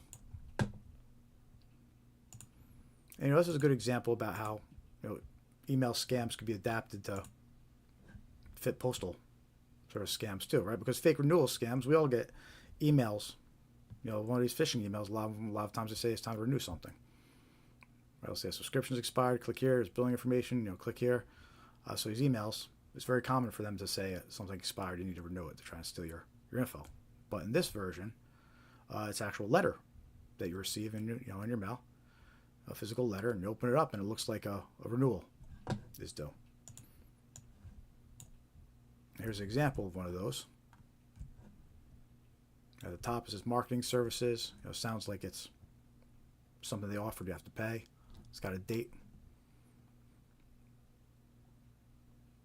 Returned by date below. Right, to avoid offer expiration. But it's a very misleading type of mail. Right, that is at the bottom. Returned by, July 26th. They make it sound like you're renewing something. They make it sound like you need to renew or something bad is going to happen. And this is common, these types of physical pieces of mail. Businesses are targeted the most with these because a lot of big businesses, they get a little bill like this. They'll just pay it. Sometimes they won't even look into it. And that's what this type of scam really relies on, is that these businesses will just say, $289 or whatever. They think it's just a bill they got to pay it. But it's a scam. It's not actually a renewal for anything. They list some kind of fake, well, I won't say fake, but they list some kind of listing that supposedly you get. But who knows if you actually get it.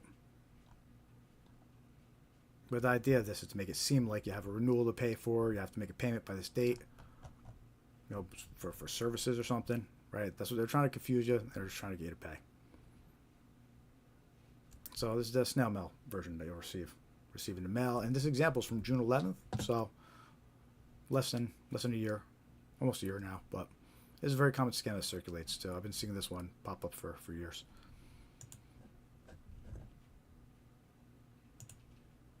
So that's an example of fake renewal scam. Now watch out for those, whether it's an email or a physical letter received. It's common. It's a popular scam. You want to get your billing information or your login, and they make you think that you got to log in to renew something.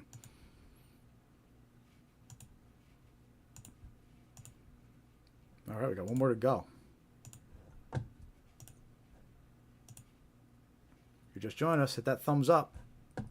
Last chance to get that like in, help us spread awareness about these scams. If you haven't subscribed to our YouTube channel yet, please hit that subscribe button. We do release videos as well as these live streams. And a lot of the scams that we discussed tonight, we actually have videos about them on our YouTube channel. So if there's something you want to make your friends aware of, a specific scam, we might have a video already posted about that you could share with your friends and loved ones. So this last scam is a secret shopper scam. We just added this to our examples here, but I thought it was a pretty interesting scam. And how this one works is that you actually get a physical letter, and it's saying like you've been accepted into Walgreens or CVS, secret shopper program. And this letter actually includes a check with it. It has a check attached to it. But they say you have to complete the work first, and then you call up and they authorize the check. Well, what the scam is that part of the work is to go into any of these stores listed here, Walgreens, Best Buy, Target, CVS, the list goes on, it has a whole bunch of lists, and it says to purchase $1,500 of gift cards. And then, once you provided gift cards to them, they authorize the check. But the thing is, the check won't work. The check's fake. There's nothing authorized. There's no funds to pay you in that check. It's just part of the scam. So they get you to spend your own money to purchase $1,500 of gift cards. Right? You provided gift cards to them, and then the check that they provided, it doesn't clear. And basically, a check, it says here, is $1,987. Right? So they have you go out and purchase $1,500. So you're making $487. Allegedly, you're going to make $487 off the deal. But what you don't realize is that check's not going to work.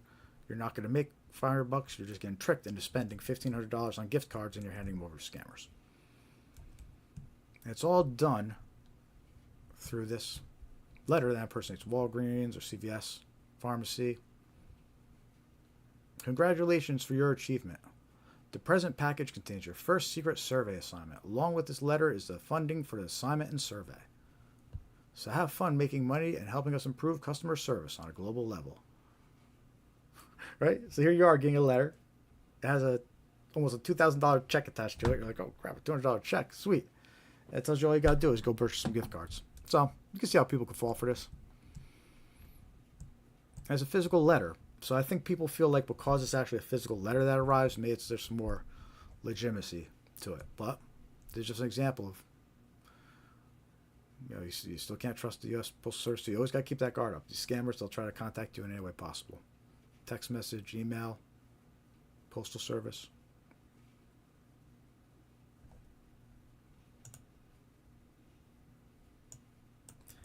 So that concludes our 19 different types of scams and all the various examples of them. Pretty much everything we shared is all recent. Most of it's within a year. A lot of it's within the past couple months. A lot of scams out there, right? So it's important to realize these red flags. Important to be aware of it. And that's our goal here, is just spread awareness of these scams. That's why I do this live stream every week. Every Thursday at 5:45 p.m. Eastern Time. And the last portion of our live stream, we usually spend the next 15 minutes showing you the AARP scam tracking map. Now this thing's cool. I have fun with this link. And you get to it by going to scamware101.com. You click Tools and Software. That page we went over earlier. I'm showing all the resources on the page here. Remember to do these data breach lookups. But all the way at the bottom of the Tools and Software page here, we got the AARP scam tracking map.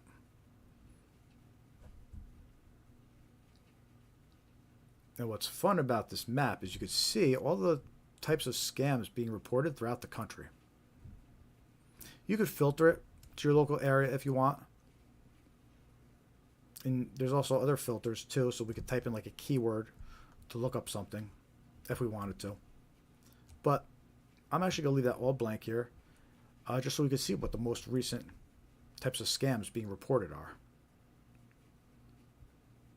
So that's why it's taking a minute to load, because I have it loading all of them.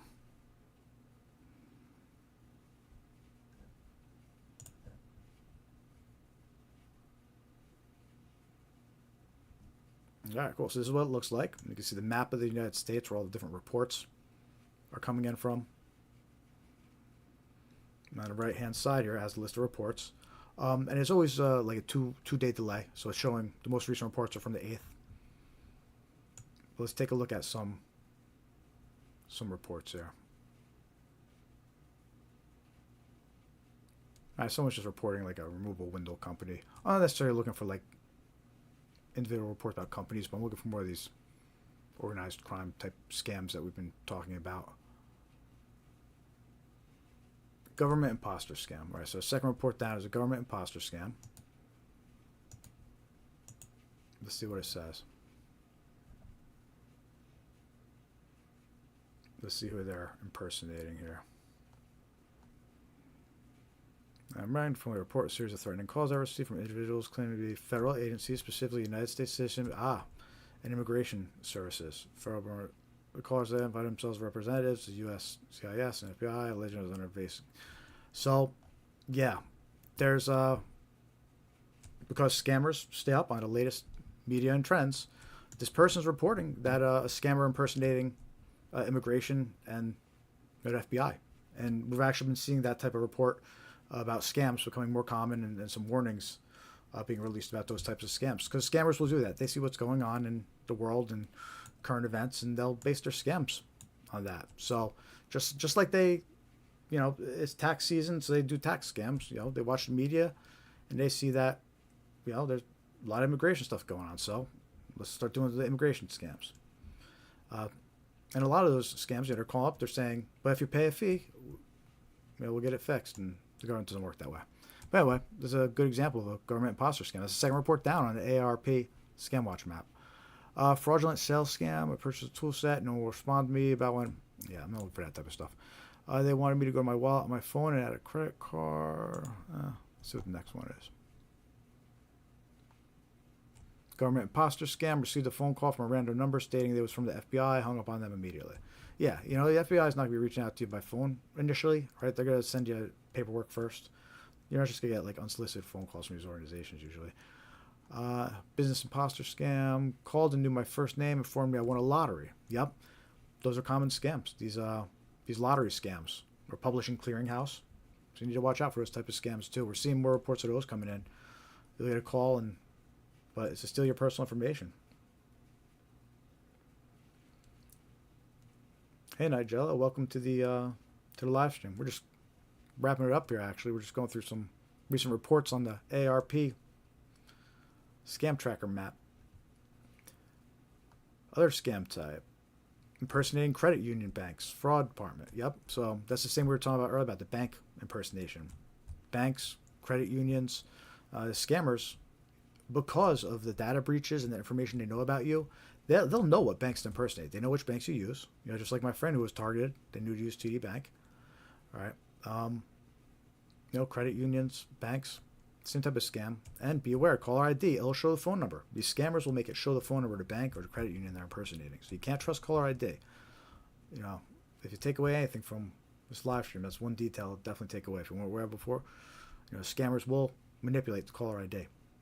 You can't trust it just because caller ID says it's a bank, just because it says it's a local law enforcement. You can't trust it. Scammers are manipulating it. Let's take a look at some more reports there. Government grant scam. A large allegedly federal agency offered me a grant which I kept paying to get, and it never came. I paid thousands of dollars.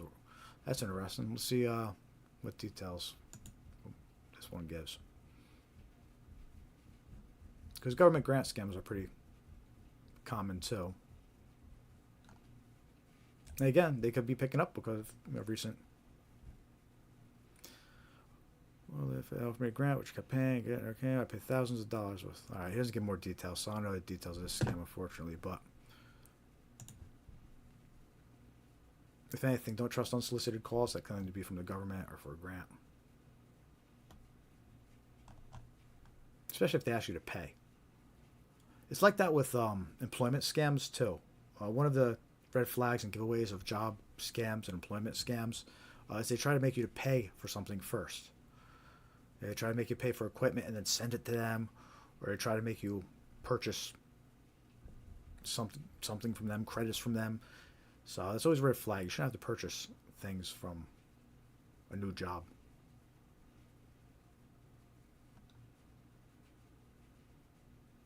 Identity theft. Received a call from someone trying to impersonate themselves as a fraud department for a bank. Yep. So we talked about that a few times. That's the common narrative. They call up, they say they're from the bank. There's been suspicious activity under your account. In fact, the example we shared the example of the text message, which was, which started with a phone call. So yeah, watch out for these bank impersonation scams. That's their whole thing. They tell you you're from the fraud department, your account's been compromised. Elder scams and fraud. Caller says that there's a prize that was awarded years ago and never given, but I have to send money for taxes and attorney fees. Yeah. Right, so that's similar to the inheritance, except they're just saying in this case there's some kind of prize. And the scam is to get the victim to pay taxes and fees to supposedly get this large prize, or inheritance, in the example we showed. But then you never get it and you get ripped off. They take the fees and the taxes supposedly that you were paying.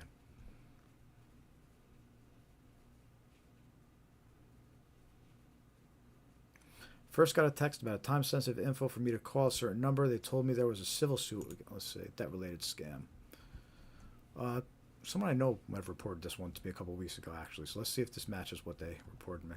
First got a text about time-sensitive info for me to call a certain number. Then they told me there was a civil suit against me, dollars, but they were authorized to make an offer to me so I could settle without going to court. At that point, I knew this was a scam. Okay. Would have been good to get some more details, but the gist of it, the threat, it's like a lawsuit scam. They're threatening with a lawsuit or civil suit, but you'd settle for this much money if you pass now. It's like a fake lawsuit scam. That's interesting. And a lawsuit sounds like it was debt related. They make up some debt from years ago and claim you could settle it. So anyway, it's fun. I think it's fun going through the AARP Scam Watch Scam Tracker map. You know, you get an idea about what scams are being reported, how common they are. We saw some impersonation scams on here. Here, this one right here. Text from a software company stating purchase made for hundreds of dollars. If I had not approved, call certain numbers. So that's the fake order scam. We went over that one. You know, he gets a fake order notification, but if he calls numbers, he could be connected to a scammer call center. Text about a toll violation notice. This is your final notice. So there's a toll, unpaid toll scam. You know, the past couple weeks there was so many reports that unpaid toll scam, but I mean, I don't want to term them too quickly, but maybe it's slowing down a little bit. You know, the first one we're seeing is on page 4, so that's definitely a little bit slower than usual.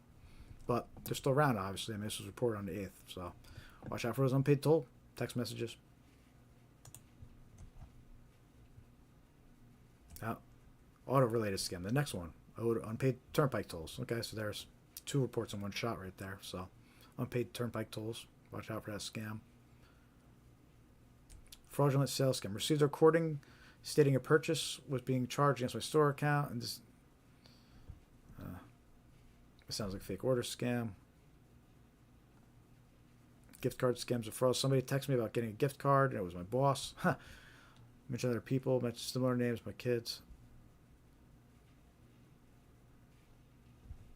Yeah, try to purchase gift cards. So, all red flags, right? Mentions of gift cards, strange things like that.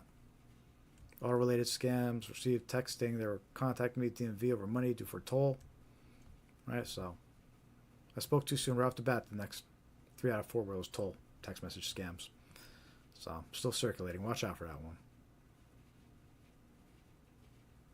The injunction one, a couple more mentions of that. So these fake calls about somebody filing injunction and a fake civil suit.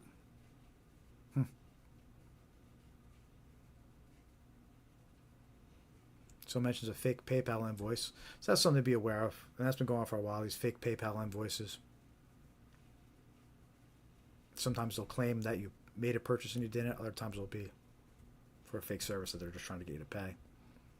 But be suspicious of PayPal notification links. There's even just clicking on links from supposed PayPal emails. There's just so many PayPal scams. Fraudsters trying to get in your account or trying to get you to pay bills.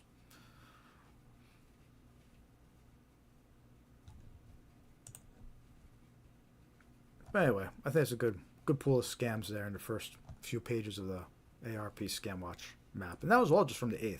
Like, we didn't even make it a day in. So that just gives you an idea how many different scams are being reported by how many people. And we didn't even make it through one day. And all those scams were on like page 7 or 8. So anyway, ARP Scam Tracking Map. Fun little tool if you want to get an idea. Again, you can put in your location, search what's going on in your area. It's a cool way to keep on top of things, get an idea about what's going on out there in the scam world.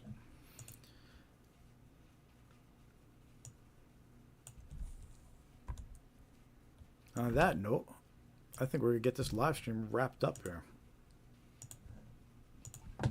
Last chance to click that thumbs up if you haven't yet. Give us that last like if you can.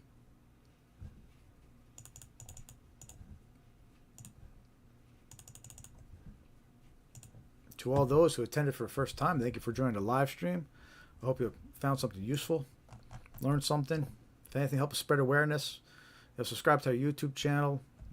Share our videos. A lot of things we covered tonight we have separate videos about that you can share with your loved ones. Remember to check out our online tools and software page on Scamware 101. Make sure to join our free email list. We'll send you reminders when we're going live. We'll send you some scam awareness tips. Won't abuse the privilege, I promise. But you go to scamware101.com and click Join Mailing List. You can also follow us on your favorite social media platforms. We have Facebook, Threads, Instagram, X, Blue Sky. Again, we're trying to get our Facebook followers up because we want to stream on there too, but we need about 20 or 25 more followers. So if you haven't followed us on Facebook yet, please visit our facebook.com, Scamware101. and click that like and follow button. Hopefully we'll hit 100 followers soon over on Facebook, and we can stream this live stream across over there too. So help us out. And that's about it. So thank you again, everybody, for attending. Hope you learned something. I always appreciate the support, spreading the word, helping us spread awareness. Hope everybody has a great Friday and weekend. And until next time, stay safe. I'm Jared with Scamware 101, and thanks for watching. Have a great one.